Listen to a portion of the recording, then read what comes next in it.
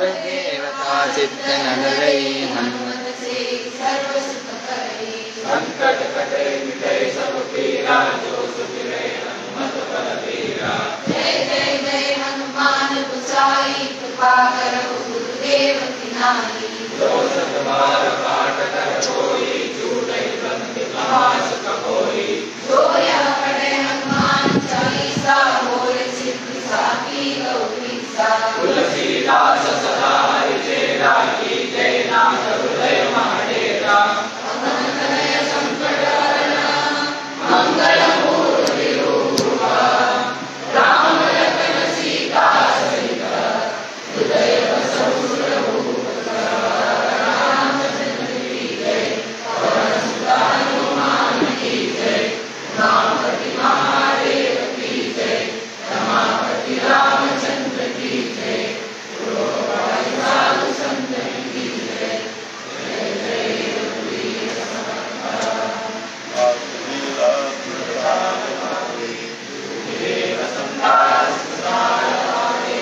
समर्थ सर्वांगी मंगल बोलवाए सीताकांत स्मरण जय जय राम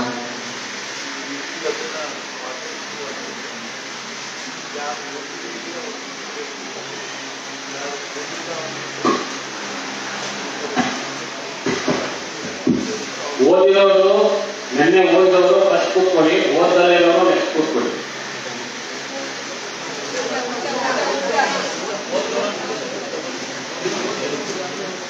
ನಿನ್ನೆ ಕೂತಕ್ಕೆ ಕೂತ್ರೆ ಓದಿರೋರು ಎಲ್ಲ ಆ ಕಡೆ ಓದಿರೋರು ಈ ಕಡೆ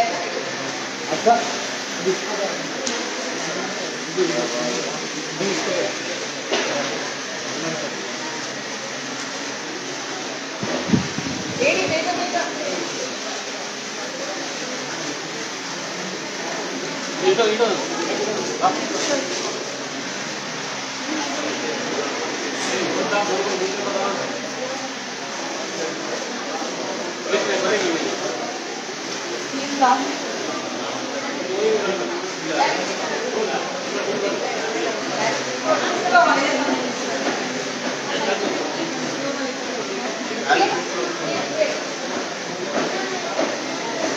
ಹನುಮಾನ್ ಚಾಲಿಸು ಯಾರಿಗಾದ್ರೂ ಬೇಕಾದ್ರೆ ತಗೊಳ್ಳಿ.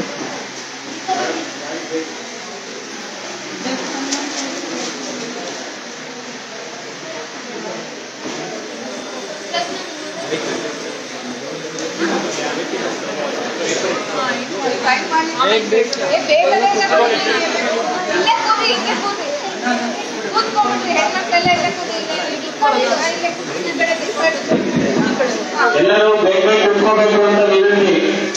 ಓಟಲ್ಲೇನು ಮುಂದೆ ಕೂತ್ಕೊಳ್ಳಿ, ಓಟಲ್ ಮುಂದೆ ಕೂತ್ಕೊಳ್ಳಿ, ಬೇಗ, ಸಮಯ ಇಲ್ಲ, ಆದಷ್ಟು ಬೇಗ. ಓದಿರೋರೆಲ್ಲ ಹಿಂದೆ ಕೂತ್ಕೊಳ್ಳಿ, ಓದಿರೋರು ಮುಂದೆ, ಓದದೇ ಇರೋರು ಮುಂದೆ ಕೂತ್ಕೊಳ್ಳಿ, ಬೇಗ. ಪುರುಷರು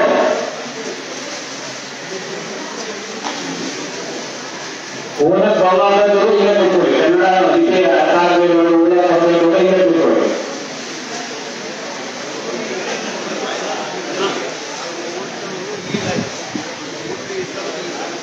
ಅದೇ ಓದೋದು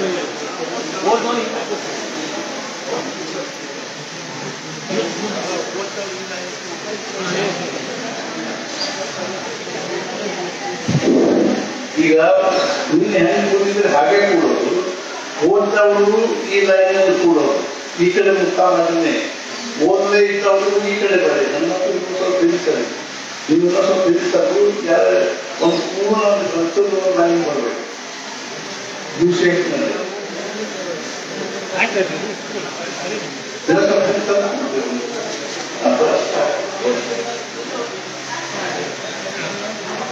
ಓದದೇ ಇದ್ದವ್ರು ಈ ಕಡೆ, ಓದ್ದವ್ರು ಈ ಕಡೆ, ಓದದೇ ಇದ್ದವ್ರು ಇಲ್ಲ ಬರಲಿ, ಅವ್ರು ಓದಿ ಶುರುವಾಗ್ತದೆ. ಹುಡುಗರಲ್ಲಿ ಯಾರು ಓದಿಲ್ಲ ಎಲ್ಲ ಈ ಕಡೆ ಬನ್ನಿ, ಇಲ್ಲಿ ಮುಂದೆ ಕೂತ್ಕೊಳ್ಳಿ. ಯಾರು ಓದಿಲ್ಲ ಅವರು ಇಲ್ಲಿ ಬಂದು ಕೂತ್ಕೊಳ್ಳಿ. ಒಂಚೂರು ಹಿಂದೆ ಬರಕ್ಷ.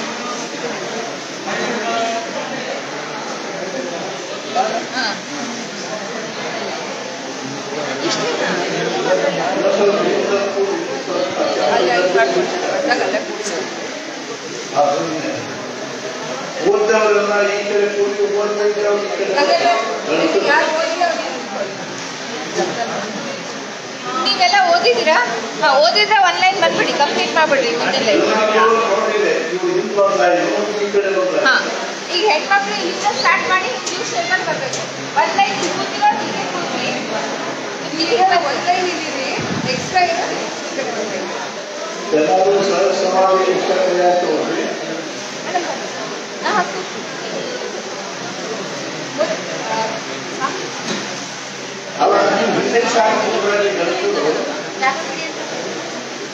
ಹಿಂದಿನ ಸಾವಿರದ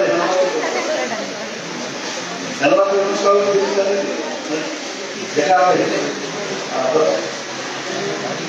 ಕೂಡೆ ಹೆಣ್ಮಕ್ಳು ಹೆಣ್ಮಕ್ಳು ಪಾಲಿಸುವ ದುಡ್ಡು ಮಾಡಿದ್ದಾರೆ ಬೇಗ ಬೇಗ ಕೂಡೆ.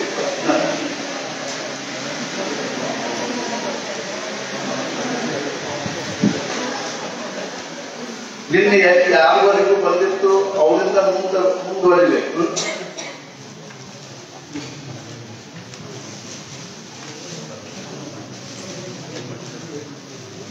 ನಿನ್ನೆ ಯಾರು ಓದಿಲ್ಲ ಅವರಿಂದ ಶುರು ಮಾಡಬೇಕು. ಈ ಕಡೆ ಹೆಣ್ಮಕ್ಳು ಈ ಕಡೆಗೂ ಹಿಂದೂ ಹೆಣ್ಮಕ್ಳು ಇದು ಈ ಲೈನ್ ಎಲ್ಲ ಓದ್ದೇ ಇದ್ದವ ಅದು ಕೂಡ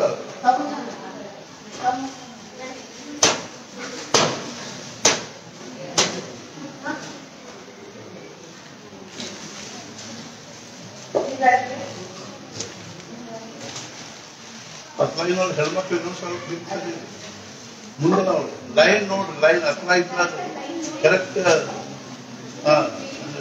ಲೈನ್ ನೋಡಿ ರಂಗೋಲಿ ಹಾಕಿದಂಗಿರ್ಬೇಕು.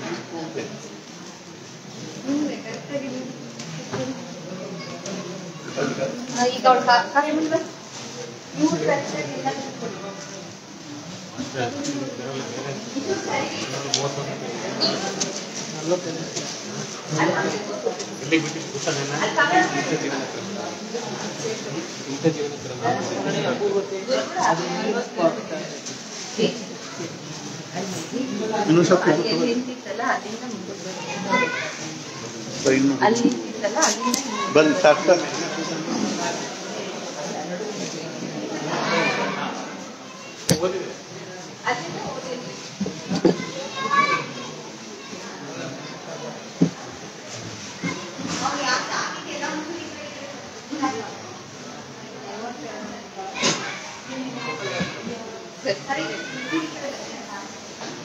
ಪುಟ ಸಂಖ್ಯೆ 42. ಇಂಥ ಜೀವನ ಕ್ರಮದಲ್ಲಿ ಅಲ್ಲಿಗೆ ಶುರುವಾಗಬೇಕು.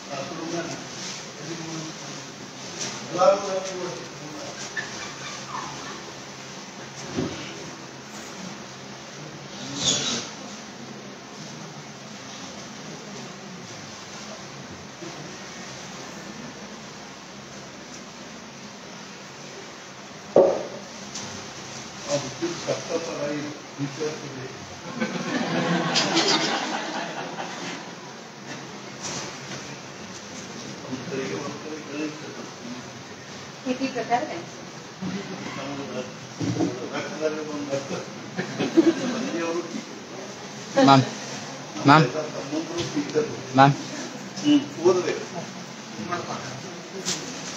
ಇಂತಹ ಜೀವನ ಕ್ರಮದಲ್ಲಿ ನಮ್ಮ ವೈಯಕ್ತಿಕ ಇಚ್ಛೆ ಇರುತ್ತದೇನೋ ನಿಜ, ಆದರೆ ಅದರಲ್ಲಿ ದೇಹ ಬುದ್ಧಿಯ ಅನುಗ್ರಹ ಇರುವುದಿಲ್ಲ.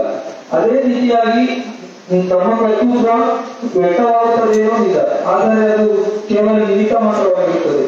ನಮ್ಮ ವೈಯಕ್ತಿಕ ಇಚ್ಛೆಯ ಆಗ್ರಹವನ್ನು ತೆಗೆದುಹಾಕಿದರೆ ಭಗವಂತನ ಇಚ್ಛೆಯೊಂದಿಗೆ ಇರುವ ಅದರ ವಿರೋಧವು ತನ್ನಿಂದ ತಾನೇ ದೂರವಾಗುತ್ತದೆ ಹಾಗೂ ನಮ್ಮ ಮನಸ್ಸು ವಿಶ್ವ ಮನಸ್ಸಿನೊಂದಿಗೆ ಸಂಪೂರ್ಣವಾಗಿ ಸಹಕರಿಸಲು ಕಲಿಯುತ್ತದೆ.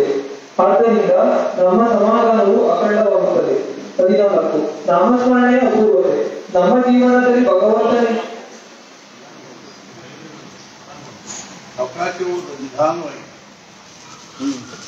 ನಾಮಸ್ಮರಣೆಯ ಅಪೂರ್ವತೆ ನಮ್ಮ ಜೀವನದಲ್ಲಿ ಭಗವಂತನಿಚ್ಛೆ ಕಾರ್ಯ ಮಾಡುತ್ತದೆ ಎಂಬುದು ಲಕ್ಷ್ಯದಲ್ಲಿರುವುದಕ್ಕಾಗಿ ಮನಸ್ಸಿನಲ್ಲಿ ಅವನ ಅಸ್ತಿತ್ವದ ಅರಿವು ಯಾವಾಗಲೂ ಜಾಗೃತವಾಗಿ ಇರಬೇಕಾಗುತ್ತದೆ.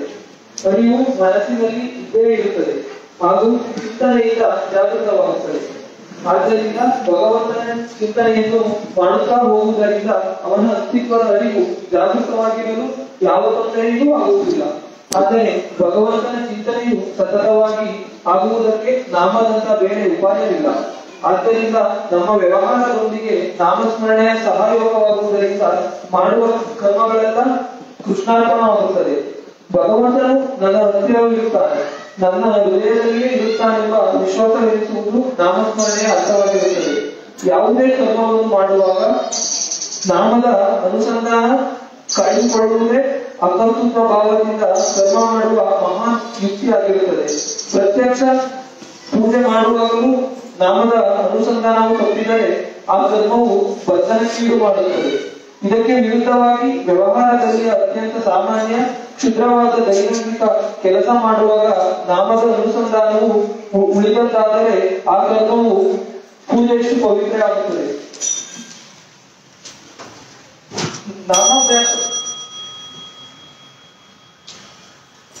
ನಾಮಾಭ್ಯಾಸವನ್ನು ಜೀವಿತಕಾಲದಿಂದ ಮಾಡಬೇಕು.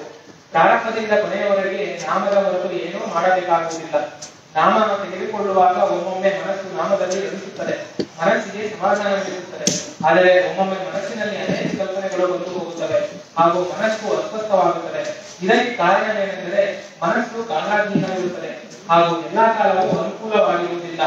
ಆದ್ದರಿಂದ ಸಾಧಕನು ಯಾವಾಗಲೂ ಜೀವಿತನದಿಂದ ನಾಮ ತೆಗೆದುಕೊಳ್ಳಬೇಕು. ಉದಾಹರಣೆ, ಗೋಂದಾವಲಿಯಲ್ಲಿ ಶ್ರೀ ಬ್ರಹ್ಮಚೈತನ್ಯ ಮಹಾರಾಜರ ಹತ್ತಿರ ಒಬ್ಬ ಕರ್ನಾಟಕದ ಮನುಷ್ಯನು ಬಂದು ಇರತೊಡಗಿದನು. ಅವನ ಉಳಿದೆಲ್ಲ ವರ್ತನೆಯು 4 ಜನರಂತೆಯೇ ಸಾಮಾನ್ಯವಾಗಿತ್ತು. ಆದರೆ ನಾಮಸ್ಮರಣೆ ವಿಷಯದಲ್ಲಿ ಮಾತ್ರ ತನ್ನ ವೈಶಿಷ್ಟ್ಯ ತೋರಿಸಿದನು. ಅವನು ಹಗಲಿರುಳು ನಾಮಸ್ಮರಣೆ ಮಾಡುತ್ತಿದ್ದನು. ಅವನ ಮುಖದಲ್ಲಿ ನಾಮ ಹಾಗೂ ಕೈಯಲ್ಲಿ ಜಪಮಾಲೆ ಯಾವಾಗಲೂ ಇರುತ್ತಿತ್ತು.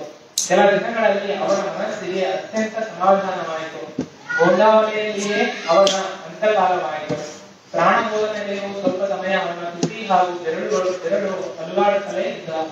ಸಾಯಂಕಾಲದ ಸಮಯವಾದ್ದರಿಂದ ಶ್ರೀ ಮಹಾರಾಜರು ಅವನ ಪ್ರಾಣಹೀನವಾದ ಕಣ್ಣುಗಳನ್ನು ಜನರಿಗೆ ತೋರಿಸಿದರು ಹಾಗೂ ಅಲ್ಲಿ ನೆರೆದವರನ್ನು ಕುರಿತು ಇದಕ್ಕೆ ಅಭ್ಯಾಸವಿರಬೇಕು.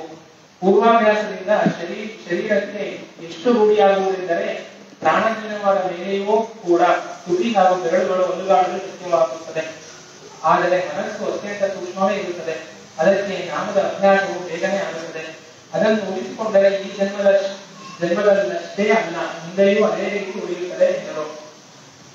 ನಮಗೆ ನಾಮದ ನಿಜವಾದ ಮಹತ್ವ ತಿಳಿಯುವುದಿಲ್ಲ. ನಾಮಸ್ಮರಣೆಯೇ ನಿಜವಾದ ಧರ್ಮ, ಇದೇ ನಿಜವಾದ ಕರ್ಮ ಹಾಗೂ ಇದೇ ನಿಜವಾದ ಉಪಾಸನೆಯಾಗಿರುತ್ತದೆ. ನಾಮಸ್ಮರಣೆಯಿಂದಲೇ ಆತ್ಮದರ್ಶನವಾಗುವುದು ಎಂಬುದರಲ್ಲಿ ಸಂಶಯವಿಲ್ಲ. ಮನಃಪೂರ್ವಕ ನಾಮ ತೆಗೆದುಕೊಳ್ಳುವುದೇ ಸಾಧಕನ ನಿಜವಾದ ಜೀವನವಾಗಿರುತ್ತದೆ. ನಾಮದ ಕೃಪೆ ಆಗುವುದೇ ಭಾಗ್ಯವಂತರ ಲಕ್ಷಣವಾಗಿರುತ್ತದೆ. ನಾಮಸ್ಮರಣೆ ಮಾಡಬೇಕೆನ್ನುವುದೇ ಆ ಕೃಪೆ ಎಂದು ತಿಳಿಯಬೇಕು. ಆತ್ಮಸ್ವರೂಪ ಪ್ರಕಟವಾಗಬೇಕೆಂದರೆ ಮುಖದಲ್ಲಿ ನಾಮ ಬರುತ್ತದೆ. ಆದ್ದರಿಂದ ನಾಮಸ್ಮರಣೆಯೇ ನಿಜವಾದ ತಪಶ್ಚರ್ಯವಾಗಿರುತ್ತದೆ.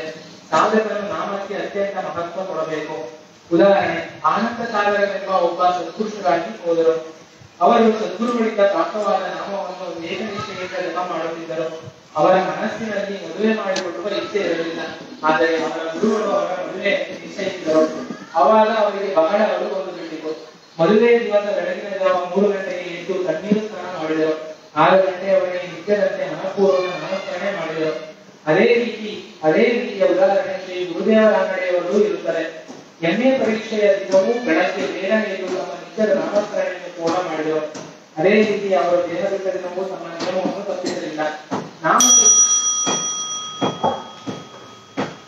ನಾಮದ ವಿಷಯದಲ್ಲಿ ಎಷ್ಟು ಹೇಳಿದರೂ ಕಡಿಮೆ. ಆದರೂ ಕೂಡ ಕೆಲವು ವಿಚಾರಗಳನ್ನು ಸ್ವಲ್ಪದಲ್ಲಿ ಬೆಳೆಯಲೇಬೇಕು. ಉಳಿದೆಲ್ಲ ಸಾಧನೆಗಳು ಉತ್ತಮವೇ ನಿಜ, ಆದರೆ ನಾಮವೇ ನಿಜವಾದ ಸಾಧನೆ ಎಂಬ ನಿಶ್ಚಯ ಮಾಡಬೇಕು. ಆಮೇಲೆ ಪ್ರತ್ಯೇಕ ಅಭ್ಯಾಸಕ್ಕೆ ಪ್ರಾರಂಭಿಸಬೇಕು. ಪ್ರಪಂಚದ ಕಾರ್ಯವನ್ನು ನಿರ್ವಹಿಸುತ್ತಾ ಶಕ್ಯವಾದಾಗ ನಾವು ತೆಗೆದುಕೊಳ್ಳಬೇಕು. ಬೆಳಿಗ್ಗೆ ಸಾಯಂಕಾಲ ಸಮಯಾನುಕೂಲ ಮಾಡಿಕೊಂಡು ನಾವು ತೆಗೆದುಕೊಳ್ಳಬೇಕು.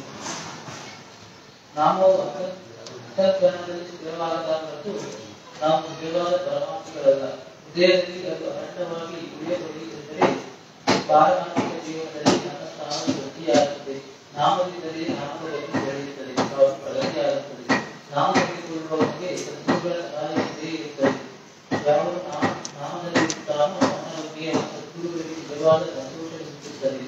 ನಾಮವೇನು ದಾರಿಯ ಮೇಲೆ ಬಿದ್ದಿರುವುದಿಲ್ಲ.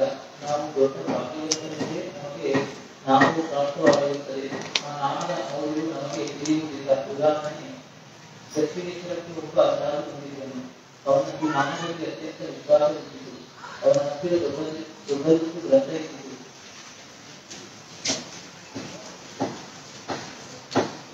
ರಾಮಕೃಷ್ಣ ಪರಮಹಂಸರು ಗ್ರಂಥ ಯಾವುದೆಂದು ಕೇಳಿದರು. ಆಗ ಅವರು ಅದನ್ನು ತೆರೆದು ತೋರಿಸಿದರು. ಅದರಲ್ಲಿ ಪ್ರಾರಂಭದಿಂದ ಕೊನೆಯವರೆಗೆ ಓಂ ರಾಮ್ ವಿಷಯಗಳಿತ್ತು. ಶ್ರೀರಾಮಕೃಷ್ಣರು ಇದು ವೇದಾಂತದ ಗ್ರಂಥವಲ್ಲದೆ ಎಂದು ಕೇಳಿದರು. ಆಗ ಆ ಸಾಧುವು ಎಲ್ಲ ವೇದಾಂತಗಳ ಸಾರವು ಈ ಮಂತ್ರದಲ್ಲಿಯೇ ಇದೆ ಎಂದು ನನಗೆ ವಿಶ್ವಾಸವಿದೆ. ಆದ್ದರಿಂದ ನನಗೆ ಬೇರೆ ಗ್ರಂಥಗಳ ಅವಶ್ಯಕತೆ ಏನಿದೆ ಎಂದು ಹೇಳಿದನು. ಬಂದವಾರ ನಾವು ಪುನಃ ಸತ್ಸಂಗದಿಂದ ಮಾಡುತ್ತದೆ. ಅದಕ್ಕೆ ಪುನಃ ತಿಳಿದಲೇ ಬರುತ್ತದೆ. ನಾಮಸ್ಮರಣೆ ಸದ್ಗುರುಗಳ ಮನೆ ನಿಜವಾದ ಸೇವೆಯಾಗಿರುತ್ತದೆ. ಆದರೆ ಅಡುಗೆ ಮಾಡುವುದು, ನೀರು ಕುಡಿಯುವುದು, ಎಂದಿರು ಕುಡಿಯುವುದು ಮುಂತಾದವುಗಳು ನಾಮಕ್ಕೆ ಸಹಾಯ ಮಾಡುತ್ತದೆ. ನಾಮಸ್ಮರಣೆ ಮಾಡುವಾಗ ತೊಂದರೆ ಬಂದರೆ ಈ ಸದ್ಗುರುಗಳನ್ನು ಅವಶ್ಯ ಕರೆಯಬೇಕು. ಅವರು ನಿಶ್ಚಿತವಾಗಿ ಸಹಾಯ ಮಾಡುತ್ತಾರೆ. ನಾಮದ ಅಭ್ಯಾಸದಲ್ಲಿ ತಳಮಳವಾದ ಜೀವತನಬೇಕು. ನಾಮವು ಸ್ಥಿರವಾಗಬೇಕೆಂದರೆ ಪ್ರಾಣ ಹಾಗೂ ವೃತ್ತಿಗಳು ವಿರೋಧವು ತಾನಾಗಿಯೇ ಆಗಬರುತ್ತದೆ. ನಾಮದಲ್ಲಿ ತನ್ಮಯವಾಗುವುದು, ಆನಂದವಿಸುವುದು, ನಿರಂತರ ನಾಮಸ್ಮರಣೆ ಮಾಡಬೇಕೆನಿಸುವುದು ನಾಮದ ನಿಜವಾದ ಅನುಭವ. ಈ ಅನುಭವದೊಂದಿಗೆ ನಾದ ಕೇಳುವುದು, ಪ್ರಕಾಶ ಕಾಣಿಸುವುದು, ಸುಗಂಧ ಹರಡುವುದು ಅಥವಾ ಪ್ರತ್ಯಕ್ಷ ರೂಪ ಕಾಣಿಸಬಹುದು. ಆದರೆ ಇವೆಲ್ಲ ಗೌಣವಾಗಿರುತ್ತದೆ. ಅಂತಃಕರಣ ವೃತ್ತಿಗಳು ನಾಮರೂಪವಾಗುವುದು ಅನುಭವದ ರಾಜ್ಯವಾಗಿರುತ್ತದೆ. ಅವರಿರಲು ನಾಮದ ಅಮಲು ಏರಿ ಸ್ಥಳ ಕಾಲದ ಅರಿವು ಇಲ್ಲದಂತಾಗಿ ಸ್ವಾನಂದದ ಬಲವು ಏರುತ್ತದೆ. ಇಂಥ ಭಾಗ್ಯವಂತರು ಬಹಳ ವಿರಳ. ನಾವು ನಮ್ಮ ಹೃದಯ ಪಾತ್ರೆಯಲ್ಲಿ ನಿರಂತರ ನಾಮ ತುಂಬುತ್ತಿರಬೇಕು. ಅಂದರೆ ವಿಕಾರಗಳಿಗೆ ಸ್ಥಾನವೇ ಉಳಿಯುವುದಿಲ್ಲ. ನಾಮ ತೆಗೆದುಕೊಳ್ಳುವಾಗ ನಾವು ಯಾವಾಗ ತಪ್ಪಿ ಹೋಗುತ್ತದೆಯೋ ಆವಾಗ ಭಗವಂತನ ಇಲ್ಲದೆ ಸದ್ಗುರುಗಳ ಗುಣಗಳ ಚಿಂತನೆ ಮಾಡಬೇಕು. ಅವರ ಕಥೆಯನ್ನು ಸ್ಮರಿಸಬೇಕು. ನಾಮ ಹೆಚ್ಚಿಗೆ, ವಿಚಾರ ಕಡಿಮೆ, ಓದುವುದು ಕಡಿಮೆ ಹಾಗೂ ವ್ಯರ್ಥ ಅರಟೆ ಸ್ವಲ್ಪವೂ ಇಲ್ಲದಂತೆ ದಿವಸ ಕಳೆಯಬೇಕು.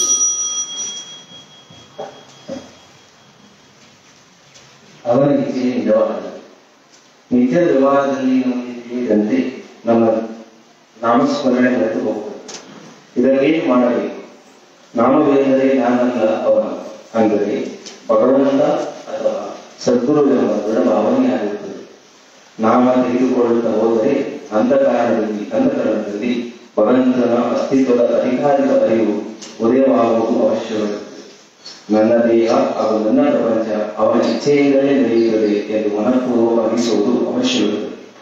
ಆದ್ದರಿಂದ ಯಾವುದೇ ವಸ್ತು ತಂದರೂ ಅದನ್ನು ಮೊದಲು ದೇವರ ಮುಂದೆ ಇಟ್ಟು ಆಮೇಲೆ ಅದನ್ನು ಉಪಯೋಗಿಸಬೇಕು.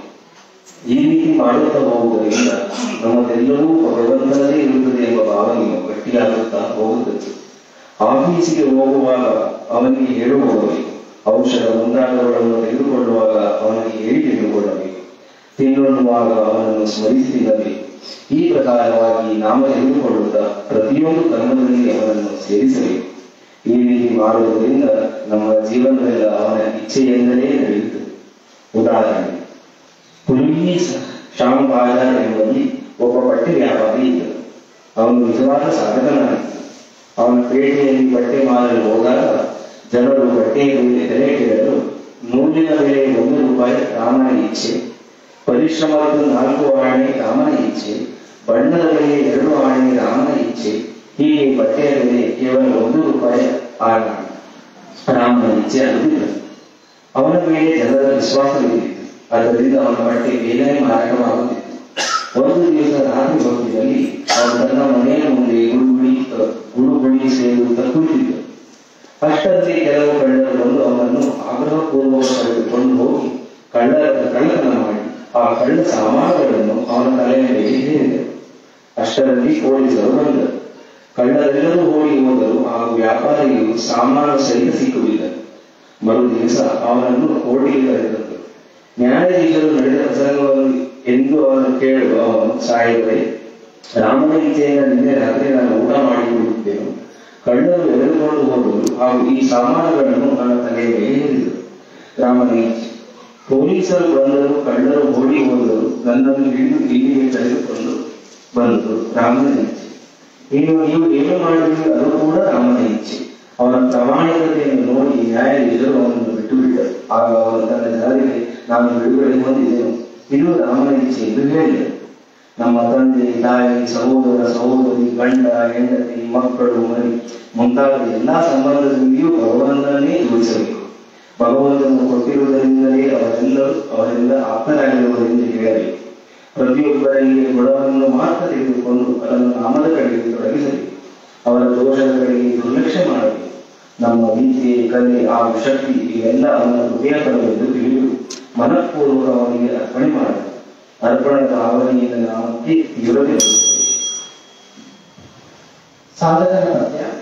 ಭಗವಂತನ ದರ್ಶನವಾಗಿ ಸಮಾಧಾನ ಪ್ರಾಪ್ತವಾಗುವುದಕ್ಕೆ ನಮ್ಮ ಜೀವನವು ಎಲ್ಲಾ ಕಡೆಯಿಂದಲೂ ಸುಧಾರಿಸುವುದು ಅವಶ್ಯವಿರುತ್ತದೆ. ಮನುಷ್ಯನು ನಾಮಕ್ಕೆ ಹತ್ತಿದಂದಿದ್ದರೆ ಮೊದಲು ಅವನಿಗೆ ಕಾಮ ಕ್ರೋಧಾದಿ ವಿಕಾರಗಳು ಅಡ್ಡಬರುತ್ತವೆ. ಸಾಧಕನು ಕಾಮವಾಸನೆಯ ಮೇಲೆ ಬಂಧನ ಹಾಕದ ಹೊರತು ಗತ್ಯಂತರವಿಲ್ಲ. ಉದಾಹರಣೆ, ಸ್ವಾಮಿ ವಿವೇಕಾನಂದರು ಕಾಲೇಜಿನಲ್ಲಿ ಕಲಿಯುತ್ತಿದ್ದರು. ಆಗ ಅವರು ತಮ್ಮ ಸಾಧನೆಗಾಗಿ ಒಂದು ಸ್ವತಂತ್ರ ಕೋಣೆಯನ್ನು ತೆಗೆದುಕೊಂಡಿದ್ದರು. ಎದುರು ಮನೆಯಲ್ಲಿ ಒಬ್ಬ ತರುಣ ಬಾಲ ವಿಧವೆ ಇರುತ್ತಿದ್ದರು. ತಮ್ಮ ಜಪ ಜ್ಞಾನವಾದ ಮೇಲೆ ಸ್ವಾಮಿಗಳು ತಂಬೂರಿಯನ್ನು ಹಿಡಿದುಕೊಂಡು ಭಜನೆ ಅನ್ನುತ್ತಿದ್ದರು. ಆ ಹುಡುಗಿಯು ನಿತ್ಯ ತಮ್ಮ ಮನೆಯ ಮುಂದೆ ನಿಂತು ಅವರ ಭಜನೆ ಕೇಳುತ್ತಿದ್ದರು. ಒಂದು ದಿವಸ ಭಜನೆ ನಡೆಯುತ್ತಿರುವಾಗ ಅವರು ಅಕಸ್ಮಾತ್ ಆಗಿ ಒಳಗೆ ಬಂದು ಸ್ವಾಮಿಗಳಿಗೆ, ನೀವು ಹಾಗೂ ನಿಮ್ಮ ಭಜನೆ ನನಗೆ ಬಹಳ ಹಿಡಿಸುತ್ತದೆ ಅಂದರು. ಅದನ್ನು ಕೇಳಿದ ಕೂಡಲೇ ಸ್ವಾಮಿಗಳು ಏನೂ ಮಾತನಾಡದೆ ಅವರಿಗೆ ಸಾಷ್ಟಾಂಗ ನಮಸ್ಕಾರ ಹಾಕಿದರು. ಹಾಗೂ ತಮ್ಮ ಗಟ್ಟು ಮುಟ್ಟೆ ಕಟ್ಟಿಕೊಂಡು ಅಲ್ಲಿಂದ ಹೊರಟು ಹೋದರು. ಮತ್ತೆ ಎಂದೂ ತಿರುಗಿ ಆ ಕೋಣೆ ಕಡೆ ಬರಲಿಲ್ಲ. ಕಾಮಕ್ಕಿಂತಲೂ ಕ್ರೋಧವು ಸಾಧಕರಿಗೆ ಬಹಳ ತೊಂದರೆ ಕೊಡುತ್ತದೆ. ಎಲ್ಲಿ ಕ್ರೋಧವಿರುತ್ತದೆಯೋ ಅಲ್ಲಿ ಶಾಂತಿ ಹಾಗೂ ಸಮಾಧಾನಗಳು ತಪ್ಪಿಯೂ ಕೂಡ ಬರಲಾರದು. ಆದ್ದರಿಂದ ನಿಜವಾದ ಸಾಧಕರು ಕಣ್ಣಲ್ಲಿ ಎಣ್ಣೆ ಹಾಕಿಕೊಂಡು ಕ್ರೋಧದಿಂದ ಪಾರಾಗಲು ಪ್ರಯತ್ನ ಮಾಡುತ್ತಾರೆ. ಉದಾಹರಣೆ, ಪಂಡರಾಪುರದ ಒಂದು ಮಠದಲ್ಲಿ ಒಂದು ದಿವಸ ಒಬ್ಬ ವಾರಕರಿ ನಿಯಮದಿಂದ ಪ್ರತಿ ವರ್ಷ ಪಂಡರಾಪುರಕ್ಕೆ ಹೋಗಿ ದರ್ಶನ ಪಡೆಯುವ ಪದ್ಧತಿಯನ್ನು ಇಟ್ಟುಕೊಂಡವನು ಬಂದನು. ಅವನು ಕಪ್ಪು ಬಟ್ಟೆ ಧರಿಸಿದ್ದನು. ಮಠಪತಿಯು ಅವನನ್ನು, ನೀವು ಕಪ್ಪು ಬಟ್ಟೆ ಏಕೆ ಧರಿಸುವಿರಿ ಎಂದು ಕೇಳಿದನು. ಅದಕ್ಕೆ ಅವನು, ಕಾಮಕ್ರೋಧಾದಿ ಮಿತ್ರರು ಇತ್ತೀಚೆಗೆ ತೀರಿಕೊಂಡಿರುವರು, ಅವರ ಶೋಕಕ್ಕಾಗಿ ಇಂಥ ಕಪ್ಪು ಬಟ್ಟೆ ಧರಿಸುವೆನು ಎಂದನು. ಮಠಪತಿಯು ಅವನ ಪರೀಕ್ಷೆಯನ್ನು ಮಾಡಬೇಕೆಂಬ ಇಚ್ಛೆಯಿಂದ ತನ್ನ ಸೇವಕನ ಕಡೆಯಿಂದ ಆ ವಾರಕರಿಯನ್ನು ತಳ್ಳಿ ಹೊರಗೆ ಹಾಕಿಸಿದನು. ನಂತರ ಸ್ವಲ್ಪ ಸಮಯದಲ್ಲೇ ಅತ್ಯಂತ ಆದರದಿಂದ ಒಳಗೆ ಕರೆದನು. ಒಳಗೆ ಬರುವುದಕ್ಕಾಗಿ ಮತ್ತೆ ಹೊರಗೆ ಹಾಕಿದನು. ನಂತರ ಸ್ವಲ್ಪ ಸಮಯದಲ್ಲಿ ಅತ್ಯಂತ ಆದರದಿಂದ ಒಳಗೆ ಕರೆದನು. ಈ ರೀತಿಯಾಗಿ 20 ಬಾರಿ ಹೊರಗೆ ಹಾಕಿಸಿದನು. ಆದರೂ ಆ ವಾರಕರಿಯ ವೃತ್ತಿಯಲ್ಲಿ ಲವಶೇಷವೂ ವ್ಯತ್ಯಾಸವಾಗಲಿಲ್ಲ. ಪ್ರತಿ ಸಲವೂ ಪಾಂಡುರಂಗನ ಇಚ್ಛೆ ಎಂದು ಶಾಂತವಾಗುತ್ತಿದ್ದನು. ಕೊನೆಗೆ ಆ ಮಠಪತಿಯು ಅತ್ಯಂತ ಪ್ರೇಮದಿಂದ ಆ ವಾರಕರಿಯನ್ನು ಆರೈಸಿಕೊಂಡು, ನೀವು ನಿಜವಾಗಿಯೂ ಕ್ರೋಧವನ್ನು ಗೆದ್ದಿರುತ್ತಿ ಎಂದನು. ಅದಕ್ಕೆ ವಾರಕರಿ ನಗುತ್ತಾ, ಈ ರೀತಿ ನನ್ನನ್ನು ಹೊಗಳಬೇಡಿ. ಒಂದು ಸಾಮಾನ್ಯ ನಾಯಿಯು ನನಗಿಂತಲೂ ಹೆಚ್ಚು ಸಹನಶೀಲವಾಗಿರುತ್ತದೆ.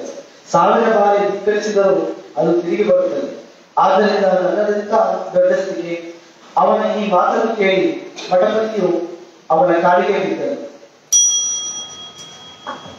ಪ್ರಾಪಂಚಿಕರು ಮೊದಲು ತಮ್ಮ ಮನೆಯಲ್ಲಿಯೇ ಕೋಪಗೊಳ್ಳಬಾರದೆಂಬ ನಿಶ್ಚಯ ಮಾಡಿ ನಡೆಯಬೇಕು. ನಂತರ ಅದರ ಕ್ಷೇತ್ರವನ್ನು ಬೆಳೆಸುತ್ತಾ ಅದನ್ನು ತಮ್ಮ ಜೀವನದಿಂದಲೇ ತೆಗೆದುಹಾಕಬೇಕು.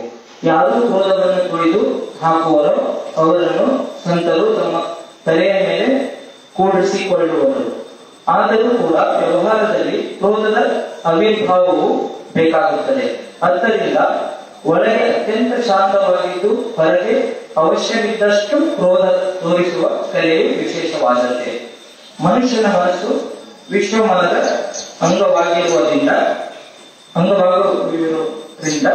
ಅದರಲ್ಲಿ ಪ್ರಚಂಡ ಸಾಮರ್ಥ್ಯ ಇರುತ್ತದೆ.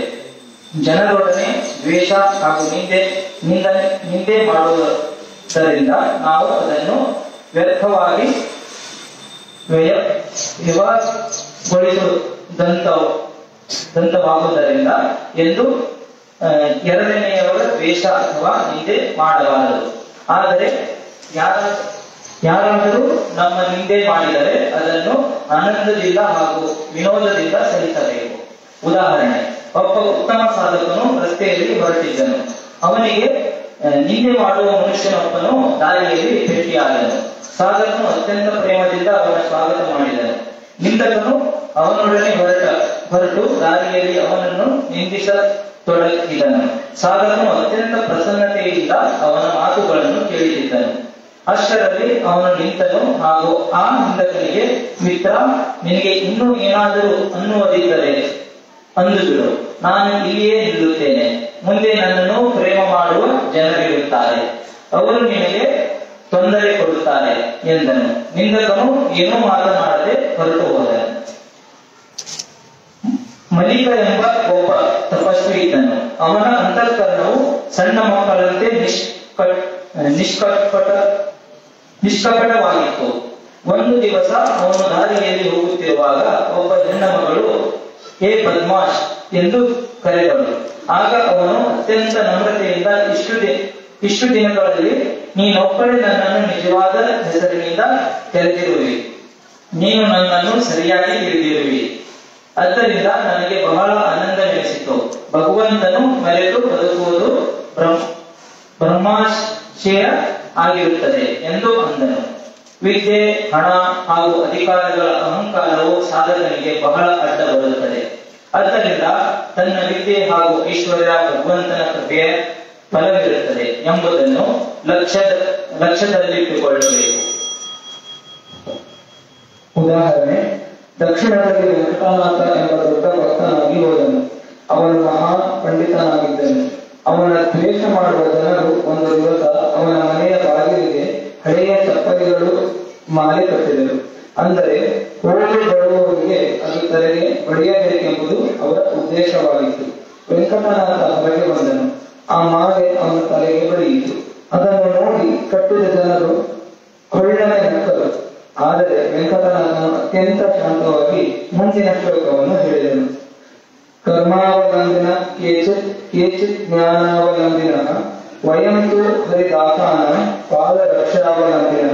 ಅರ್ಥ, ಕೆಲವರು ಕರ್ಮ ಮಾರ್ಗದಿಂದ ಹೋಗುತ್ತಾರೆ, ಕೆಲವರು ಜ್ಞಾನ ಮಾರ್ಗದಿಂದ ಹೋಗುತ್ತಾರೆ. ಆದರೆ ನಾವು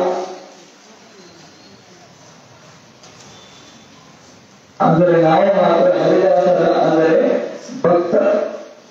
ಭಗವದ್ಭಕ್ತರ ಪಾದರಕ್ಷೆಗಳ ಅನುಯಾಯಿಗಳಾಗಿರುತ್ತೇವೆ. ಇಂದು ನಮ್ಮ ಮೇಲೆ ನಿಜವಾಗಿಯೂ ಭಗವಂತನ ವಿಶೇಷ ಕೃಪೆಯಾಗಿರುತ್ತದೆ. ಸಾಧಕನಿಗೆ ವಿವೇಕದಿಂದ ಉಂಟಾದ ನಮ್ರತೆ ಇರಬೇಕು. ನಮ್ರತೆಯ ಹೊರತಾಗಿ ಯಾವಾಗಲೂ ಸಂತನಾಗಲು ಶಕ್ಯವೇ ಇಲ್ಲ. ಅಷ್ಟೇ ಅಲ್ಲದೆ ಸಂತ ಹಾಗೂ ನಮ್ರತೆ ಒಂದು ಜೀವನದ ಎರಡು ರೂಪಗಳಾಗಿರುತ್ತದೆ. ಈ ವಿವೇಕವನ್ನು ಹೇಗೆ ಮಾಡಿಕೊಳ್ಳಬೇಕೆಂಬುದಕ್ಕೆ ಕೆಳಗಿನ ಉದಾಹರಣೆಯ ಪ್ರಮಾಣವಾಗಿರುತ್ತದೆ. ಉದಾಹರಣೆ, ಸಾಕ್ರೆಟಿಸಿನ ಶಿಷ್ಯ ಆಲ್ಸಿಬಿಯಾಡಿಸ್ ಅತ್ಯಂತ ಶ್ರೀಮಂತ ಜಮೀನ್ದಾರನಿದ್ದನು. ಅವನಿಗೆ ತನ್ನ ಸಂಪತ್ತಿನ ಬಗ್ಗೆ ಬಹಳ ಗರ್ವವಿದ್ದಿತ್ತು. ಒಂದು ದಿವಸ ಅವನು ಸಾಕ್ರೆಟಿಸಿನ ಹತ್ತಿರ ಬಂದು ತನ್ನ ಐಶ್ವರ್ಯದ ಅತಿವರ್ಣನೆ ಮಾಡತೊಡಗಿದನು. ಸಾಕ್ರೆಟಿಸನು ಸ್ವಲ್ಪ ಹೊತ್ತು ಅವನ ಮಾತುಗಳನ್ನು ಕೇಳುತ್ತಾ ಕುಳಿತನು. ಬಹಳ ಹೊತ್ತಾದರೂ ಅವನು ತನ್ನ ಹೊಗಳಿಕೆಯನ್ನು ಮುಗಿಸಲೊಲ್ಲನು. ಆಗ ಸಾಕ್ರೆಟಿಸ್ ಒಂದು ಜಗತ್ತಿನ ನಕ್ಷೆಯನ್ನು ತರಿಸಿದನು ಹಾಗೂ ಅದನ್ನು ಅವನ ಮುಂದೆ ಹಿಡಿದು ಅಂದನು, ಈ ನಕ್ಷೆಯಲ್ಲಿ ನಮ್ಮ ಗ್ರೀಸ್ ದೇಶವು ಕಾಣುವುದೇ? ಶಿಷ್ಯನ ಮೊದಲಲ್ಲಿ ಗ್ರೀಸ್ ದೇಶ ತೋರಿಸಿದನು. ಸಾಕ್ರೆಟಿಸನು ಪುನಃ ಕೇಳನು, ಇದರಲ್ಲಿ ನಿನ್ನ ಏಟಿಕಾ ಪ್ರಾಂತ ಕಾಣಿಸುತ್ತದೆಯೇ? ಶಿಷ್ಯನು ಬಹಳ ಹೊತ್ತಿನವರೆಗೆ ನೋಡಿ ಕೊನೆಗೆ ಹುಡುಕಿ ತೆಗೆದನು. ಆಗ ಪುನಃ ಸಾಕ್ರೆಟಿಸನು ಅದರಲ್ಲಿ ನಿನ್ನ ಭೂಮಿಯನ್ನು ತೋರಿಸುವೆಂದನು. ಅದಕ್ಕೆ ಶಿಷ್ಯನೆಂದನು, ಈ ನಕ್ಷೆಯಲ್ಲಿ ಅಷ್ಟು ಸಣ್ಣ ಭಾಗವನ್ನು ಹೇಗೆ ಗಮನಿಸಲು ಶಕ್ಯ? ಆಗ ಸಾಕ್ರೆಟಿಸ್, ಮಿತ್ರ, ಇಷ್ಟು ದೊಡ್ಡ ನಕ್ಷೆಯಲ್ಲಿ ನಿನ್ನ ಯಾವ ಒಂಬಡಿಗೆ ಒಂದು ಬಿಂದು ಮಾತ್ರವೂ ಸ್ಥಾನವಿಲ್ಲವೋ ಅದರ ಬಗ್ಗೆ ನೀನು ಇಷ್ಟು ಗರ್ವಪಡುತ್ತೀಯ? ಈ ಸಂಪೂರ್ಣ ವಿಶ್ವದಲ್ಲಿ ನಿನಗೆ ಹಾಗೂ ನಿನ್ನ ಸಂತತಿಗೆ ಕಿಂಚಿತ್ತಾದರೂ ಸ್ಥಾನ ಹಾಗೂ ಮಹತ್ವವಿದೆಯೇ? ಸ್ವಲ್ಪ ವಿಚಾರ ಮಾಡು. ನಮ್ಮ ಐಶ್ವರ್ಯದ ಬಗ್ಗೆ ಅಭಿಮಾನ ಹೊಂದುವುದು ಮನಸ್ಸಿನ ಶುದ್ಧತೆಯಾಗಿರುತ್ತದೆ ಎಂದು ಹೇಳಲು ಶಿಷ್ಯನು ಸುಮ್ಮನಾದನು. ಅನ್ನವು ಜೀವನಕ್ಕೆ ಅತ್ಯಂತ ಅವಶ್ಯವಾಗಿರುತ್ತದೆ. ಅನ್ನ ಸೇವಿಸದ ಹೊರತು ಪ್ರಪಂಚವಷ್ಟೇ ಅಲ್ಲ, ಪರಮಾರ್ಥವೂ ಕೂಡ ಶಕ್ಯವಾಗುವುದಿಲ್ಲ.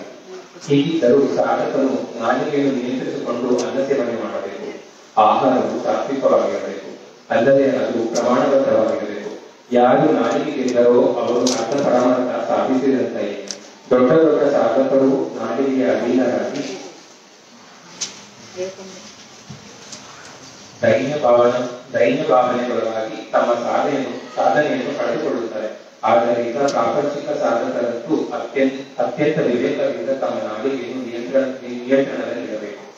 ಉದಾಹರಣೆ, ತಾಪಸಿ ಬಾಬಾ ಎಂಬ ಹೆಸರಿನ ಒಬ್ಬ ದೊಡ್ಡ ಸತ್ಪುರುಷರು ಋಷಿಕೇಶದಲ್ಲಿ ಆಗಿ ಹೋದರು. ಬಾಲ್ಯದಿಂದಲೂ ಅವರಿಗೆ ಹಾಲಿನ ಮೇಲೆ ಬಹಳ ಆಸಕ್ತಿ ಇತ್ತು. ಆದ್ದರಿಂದ ಉಪಾಸನೆಯಲ್ಲಿ ವಿಘ್ನ ಉಂಟಾಗುತ್ತಿತ್ತು. ಇದನ್ನು ತಡೆಯಲಾರದೆ ಕೊನೆಯವರೆಗೂ ಹಾಲು ಕುಡಿಯುವುದೆಂಬ ಪ್ರತಿಜ್ಞೆ ಮಾಡಿದರು. 45 ವರ್ಷ ಈ ನಿಯಮವು ಅಬಾಧಿತವಾಗಿ ನಡೆಯಿತು. ಸಾಧನೆಯಲ್ಲಿ ಅವರ ಉತ್ತಮ ಪ್ರಗತಿಯೂ ಆಯಿತು. ಒಂದು ದಿವಸ ದರ್ಶನಕ್ಕೆ ಬಂದ ಜನರು ಕುಳಿತುಕೊಂಡಾಗ ಆ ಸಾಧುವು ಇಂದು ನನಗೆ ಹಾಲು ಕುಡಿಯಬೇಕೆಂಬ ಇಚ್ಛೆ ಆಗಿದೆ ಎಂದು ಅಂದರು. ಇದನ್ನು ಕೇಳಿ ಒಬ್ಬ ವೃದ್ಧ ಹೆಣ್ಣು ಮಗಳು ಸಾಯಂಕಾಲ 5-6 ಕೊಡ ಹಾಲು ತೆಗೆದುಕೊಂಡು ಅವರ ಆಶ್ರಮಕ್ಕೆ ಬಂದರು. ಹಾಗೂ ಆ ಸಾಧುವಿಗೆ ಮಹಾರಾಜ ತಮ್ಮ ಸಲುವಾಗಿ ಸಾಕಷ್ಟು ಹಾಲು ತಂದಿದೆ, ತಮಗೆ ಬೇಕಾದಷ್ಟು ಕುಡಿಯಿರಿ. ಆದರೆ ಸಿಂಹದಂತಿಂದ ನೀವು ಕತ್ತೆ ಆಗುತ್ತಿರುವೆ ಎಂಬುದನ್ನು ವಿಚಾರ ಮಾಡಿ. ಇಷ್ಟು ದಿನಗಳು ನಿಮ್ಮ ವ್ರತವು ಭ್ರಷ್ಟವಾಗುತ್ತಿದೆ ಎಂದು ಅಂದರು. ಇದನ್ನು ಕೇಳಿದೊಡನೆ ಆ ಸಾಧುವು ಜಾಗೃತನಾದನು. ಹಾಗೂ ಅವಳಿಗೆ ನಮಸ್ಕರಿಸಿ ಸ್ನಾನ ಮಾಡಿ ರಾತ್ರಿಯೆಲ್ಲ ನಾಮಸ್ಮರಣೆ ಮಾಡುತ್ತಾ ಕುಳಿತನು. ಸಾಧಕನು ತಪ್ಪಿಯೂ ಕೂಡ ತನ್ನ ಸಮಯವನ್ನು ವ್ಯರ್ಥವಾಗಿ ಕಳೆಯಬಾರದು. ಪ್ರಪಂಚದಲ್ಲಿ ಸಹಜವಾಗಿ ಪ್ರಾಪ್ತವಾದ ಸಮಯವನ್ನೆಲ್ಲ ನಾಮಕ್ಕಾಗಿ ವಿನಿಯೋಗಿಸಿದ್ದಾರೆ. ನಾಮದ ರಾಶಿಯೇ ಬೀಳುವುದು. ನಾಮಕ್ಕಾಗಿ ವಿನಿಯೋಗಿಸದ ಸಮಯವೇ ನಿಜವಾದ ಜೀವನ. ಉದಾಹರಣೆ, ಪ್ರಸಿದ್ಧ ಸಂತರಾದ ಬಾಯ್ಜೀದ ಅವರ ವಯಸ್ಸು 75 ಇತ್ತು. ಒಬ್ಬ ಮನುಷ್ಯನು ಅವರ ವಯಸ್ಸನ್ನು ಕೇಳಿದನು. ಆಗ ಅವನು, ನನ್ನ ವಯಸ್ಸು 4 ವರ್ಷ ಎಂದು ಹೇಳಿದರು. ಕೇಳಿದ ಮನುಷ್ಯನಿಗೆ ನಾಚಿಕೆ ಆಯಿತು. ಆಗ ಬಾಯಿಜಿಗಳು ತಿಳಿಸಿ ಹೇಳಿದರು, ನಾನು ವಯಸ್ಸಿನ 20 ವರ್ಷಗಳನ್ನು ಪ್ರಪಂಚ ನಿರ್ವಹಿಸುವುದರಲ್ಲಿಯೇ ಕಳೆದಿರುವೆ. ಅನಂತರ 1 ವರ್ಷ ನಾಮ ತೆಗೆದುಕೊಳ್ಳುವುದು ಬಗ್ಗೆ ವಿಚಾರ ಮಾಡುವುದರಲ್ಲಿಯೇ ಕಳೆದಿರುವೆ.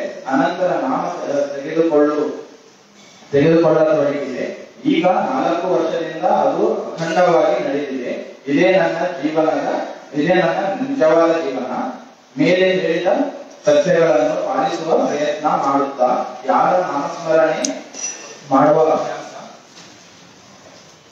ಅಭ್ಯಾಸ ಮಾಡುವರೋ ಅವರು 2ನೇ ಮೆಟ್ಟಲು ಏರುವುದರಲ್ಲಿ ಸಂಶಯವಿಲ್ಲ. ನಾನು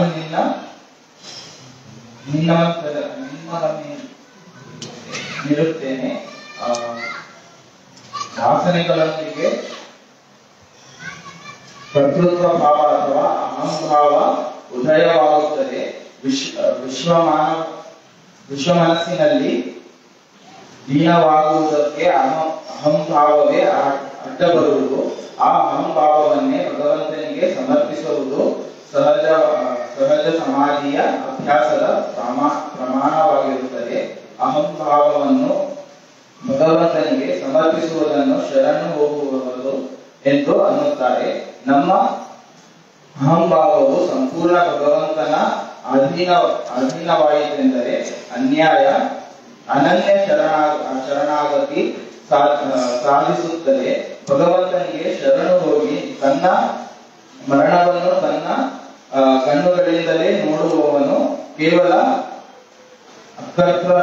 ಅಕರ್ತೃತ್ವ ಭಾವದಿಂದ ಉಳಿಯುವನು ಹಾಗೂ ಪ್ರಪಂಚದಲ್ಲಿದ್ದು ಕಣ್ಣು ತೆರೆದು ಸಹಜ ಸಮಾಧಿಯನ್ನು ಅನುಭವಿಸುವನು.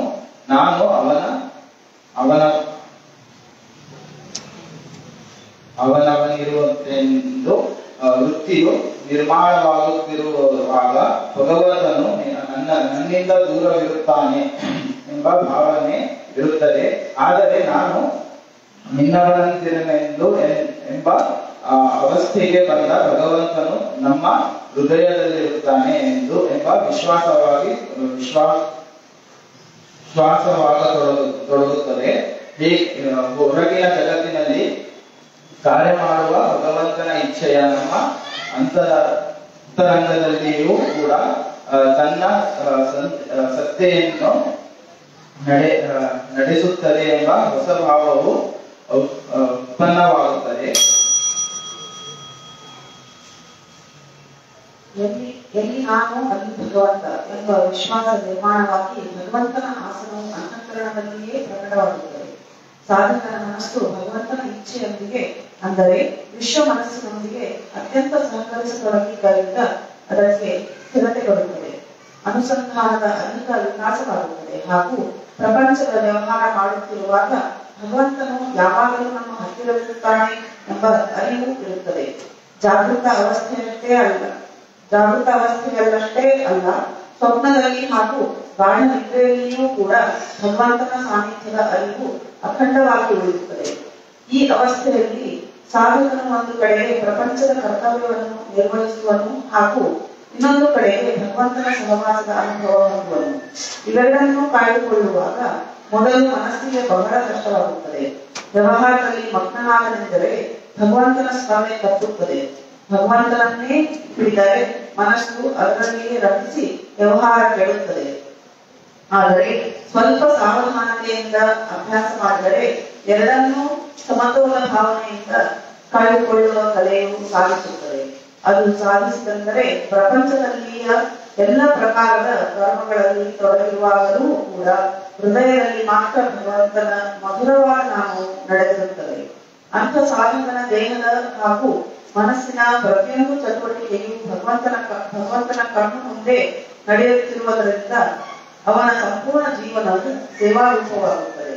ತನಗೆ ಭಗವಂತನ ಅಖಂಡ ಸಹವಾಸವು ಪ್ರಾಪ್ತವಾಗಬೇಕು ಹಾಗೂ ತನ್ನ ಕೈಯಿಂದ ಅವನ ಸೇವೆಯು ನಿರಂತರ ಆಗಬೇಕು ಎಂಬ ಅಪೇಕ್ಷೆ ಮಾತ್ರ ಉಳಿದು ಸಾಧಕನ ಉಳಿದೆಲ್ಲ ವಾಸನೆಗಳು ಲೋಪವಾಗಿ ಬಿಡುತ್ತವೆ. ಅವನ ಮನಸ್ಸಿನಲ್ಲಿ ಎಲ್ಲ ವ್ಯವಹಾರಗಳು, ಸ್ಮೃತಿ, ಕಲ್ಪನೆ, ಭಾವನೆ, ವಿಚಾರ, ಲಕ್ಷ್ಯ ಮುಂತಾದವುಗಳು ಭಗವಂತನಿಂದಲೇ ತುಂಬಿ ಹೋಗುತ್ತವೆ. ಈ ಅವಸ್ಥೆಯು ನಿಜವಾಗಿಯೂ ಅತ್ಯಂತ ಮಧುರವಾಗುತ್ತದೆ. ತ್ವಮೇವ ಸರ್ವಂ ಮಮದೇವ ದೇವ. ಹೇ ಭಗವಂತನೇ, ನೀನೇ ನನಗೆ ಸರ್ವಸ್ವನು. ಶರಣು ಹೋಗುವುದೆಂದರೆ ನಾನು ಹಾಗೂ ಭಗವಂತ ಇವರ ಮಧ್ಯದಲ್ಲಿಯ ಅಂತರವು ಕಡಿಮೆಯಾಗುತ್ತಾ ಹೋಗಿ ಭೇದವು ಸಂಪೂರ್ಣ ಇಲ್ಲದಂತಾಗುವುದು. ಕರ್ತೃತ್ವ ಭಾವನೆಯಿಂದಲೇ ಈ ಅಂತರವು ಉಳಿಯುತ್ತದೆ. ಮನುಷ್ಯನ ಕರ್ತೃತ್ವವು ವಸ್ತುತಃ ಶೂನ್ಯವಾಗಿರುತ್ತದೆ. ಒಂದು ಯಂತ್ರದಂತೆ ಭಗವಂತನ ಶಕ್ತಿಯಿಂದಲೇ ಅದು ತಿರುಗಿಸಲ್ಪಡುತ್ತದೆ. ಪ್ರತ್ಯಕ್ಷ ವ್ಯವಹಾರದಲ್ಲಿ ನಾನು ಕರ್ತ ಎಂದು ಕಾಣಿಸುತ್ತಿದ್ದರೂ ನಿಜವಾದ ಕರ್ತ ಭಗವಂತನೇ ಆಗಿರುತ್ತಾನೆ. ಇದನ್ನು ಸರಿಯಾಗಿ ತಿಳಿದುಕೊಂಡು ವ್ಯವಹಾರದಲ್ಲಿಯ ತನ್ನ ದೊಡ್ಡ ಕರ್ಮಗಳನ್ನು ನಿಷ್ಕಾಮ ಭಾವನೆಯಿಂದ ಮಾಡಲಿಕ್ಕೆ ಬಂದಿದ್ದಾದರೆ ಶರಣಾಗತಿಯ ಯುಕ್ತಿಯು ಸಾಧಿಸಿದೆಂದೇ ತಿಳಿಯಬೇಕು. ನನ್ನ ಶರೀರ ಸಹಿತ ಜಗತ್ತಿನಲ್ಲಿಯ ದೃಶ್ಯ ವಸ್ತುಗಳಲ್ಲಿ ನನ್ನವಲ್ಲ, ಭಗವಂತನೊಬ್ಬನೇ ನಿಜವಾಗಿಯೂ ನನ್ನವನು ಎಂದು ಮನಸ್ಸಿಗೆ ಗಾಢವಾಗಿ ಅನಿಸುವುದೇ ಶರಣಾಗತಿಯ ಲಕ್ಷಣವಾಗಿರುತ್ತದೆ. ಇಂಥ ಮನುಷ್ಯನ ಹೃದಯದಲ್ಲಿ ಭಗವಂತನ ನಾಮವು ಸ್ಥಿರವಾಗಿರುತ್ತದೆ ಹಾಗೂ ಅವನಿಗೆ ಅದರ ವಿಲಕ್ಷಣ ರುಚಿ ಹುಟ್ಟುತ್ತದೆ. ಪ್ರಪಂಚದ ಉಪಾಧಿಗಳಿಂದ ಸ್ವಲ್ಪವಾದರೂ ಸಮಯ ಸಿಕ್ಕಿತೆಂದರೆ ಸಾಧಕನು ಕೂಡಲೇ ಒಂದು ಕಡೆಗೆ ಕಣ್ಣು ಮುಚ್ಚಿ ತನ್ನ ಹೃದಯದಲ್ಲಿ ಭಗವಂತನ ದರ್ಶನ ತೆಗೆದುಕೊಳ್ಳುತ್ತಾನೆ. ಈ ದರ್ಶನದಲ್ಲಿಯೇ ನಿಜವಾದ ಪ್ರಾರ್ಥನೆಯ ಜನ್ಮವಾಗುತ್ತದೆ. ಅವನ ಮನಸ್ಸಿನಲ್ಲಿ ಎಲ್ಲ ವಾಸನೆಗಳು ನಾಶವಾಗುತ್ತವೆ ಎಂದೇನೂ ಇಲ್ಲ, ಆದರೆ ಅವು ಅತ್ಯಂತ ನಿಸ್ವಾರ್ಥಗಳಾಗುತ್ತವೆ ಹಾಗೂ ಭಗವಂತನಿಗೆ ಅಂಟಿಕೊಂಡಿರುತ್ತವೆ.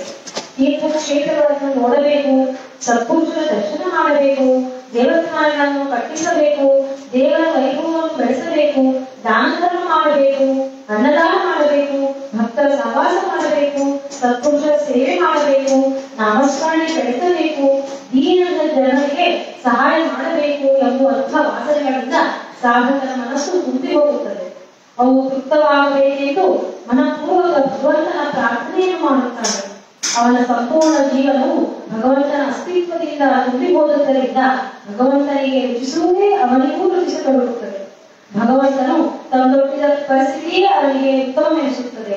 ನಿಧಾನವಾಗಿ ಅವನ ಇಂದ್ರಿಯಗಳು ಅವನಿಗೆ ವಶವಾಗುತ್ತವೆ, ಅವನ ವಿಕಾರಗಳು ಕ್ಷೀಣವಾಗುತ್ತವೆ, ಹಾಗೂ ಅವನ ಮನಸ್ಸು ಸ್ವಲ್ಪ ನಾಮಕ್ಕೆ ತೆಗೆದುಕೊಂಡರೂ ಕೂಡಲೇ ಅಂತರ್ಮುಖವಾಗುತ್ತದೆ.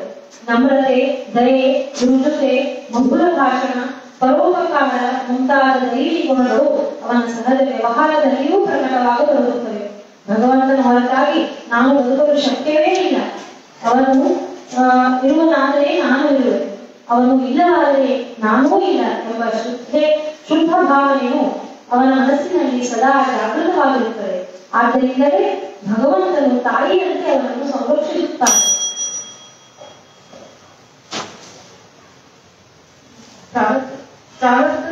ಪ್ರಾರಬ್ಧದಿಂದ ಬರುವ ಸಂಕಟಗಳು, ಅನಾನುಕೂಲತೆಗಳು, ಕಷ್ಟ, ಕಾಯಿಲೆ ಹಾಗೂ ವ್ಯವಹಾರದಲ್ಲಿಯ ಹಾನಿ ಮುಂತಾದವುಗಳನ್ನು ಅನುಭವಿಸಲೇಬೇಕಾಗುತ್ತದೆ. ಆದರೆ ಇವೆಲ್ಲವುಗಳ ಮೂಲಕ ಹೋಗುವಾಗ ಅವನ ಮನಸ್ಸು ನಿಜವಾಗಿಯೂ ಅತ್ಯಂತ ಶಾಂತವಾಗಿರುತ್ತದೆ. ಆದ್ದರಿಂದ ಅಶುಭದಿಂದಲೂ ಕೊನೆಗೆ ಅವನಿಗೆ ಲಾಭವೇ ಆಗುತ್ತದೆ ಹಾಗೂ ಅವನು ಇನ್ನೂ ಹೆಚ್ಚು ಭಗವಂತನ ಹತ್ತಿರ ಹೋಗುತ್ತಾನೆ. ಅವನ ಮನಸ್ಸು ಆಗಾಗ್ಗೆ ವಿಶ್ವ ಮನಸ್ಸಿನಲ್ಲಿ ಲೀನವಾಗುವುದರಿಂದ ಹೊಸ ಜ್ಞಾನ, ಉದಾತ್ತ ವಿಚಾರ ಹಾಗೂ ಸುಂದರ ಕಲ್ಪನೆಗಳು ಅವನಿಗೆ ಸ್ಫುರಣವಾಗುತ್ತವೆ. ಅವನು ಕಾವ್ಯ ರಚಿಸತೊಡಗುತ್ತಾನೆ.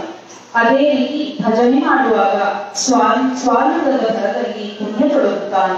ಭಗವಂತನ ನಾಮವನ್ನು ಕೇಳಿದನೆಂದರೆ ಅವನ ಕಣ್ಣುಗಳಲ್ಲಿ ಪ್ರೇಮಾಶ್ರು ತುಂಬಿ ಬರುತ್ತವೆ. ಹೇ ದೇವ, ನಾನು ಯಂತ್ರ, ನೀನು ಯಂತ್ರಿ ಎಂಬ ಭಾವವನ್ನು ಜಾಗೃತವಾಗಿಟ್ಟುಕೊಂಡು ಅತ್ಯಂತ ಪ್ರೇಮದಿಂದ ಉಪಾಸನೆ ನಡೆಸುತ್ತಾ ಪರೋಪಕಾರದಲ್ಲಿ ದಿನ ಕಳೆಯುತ್ತಾನೆ.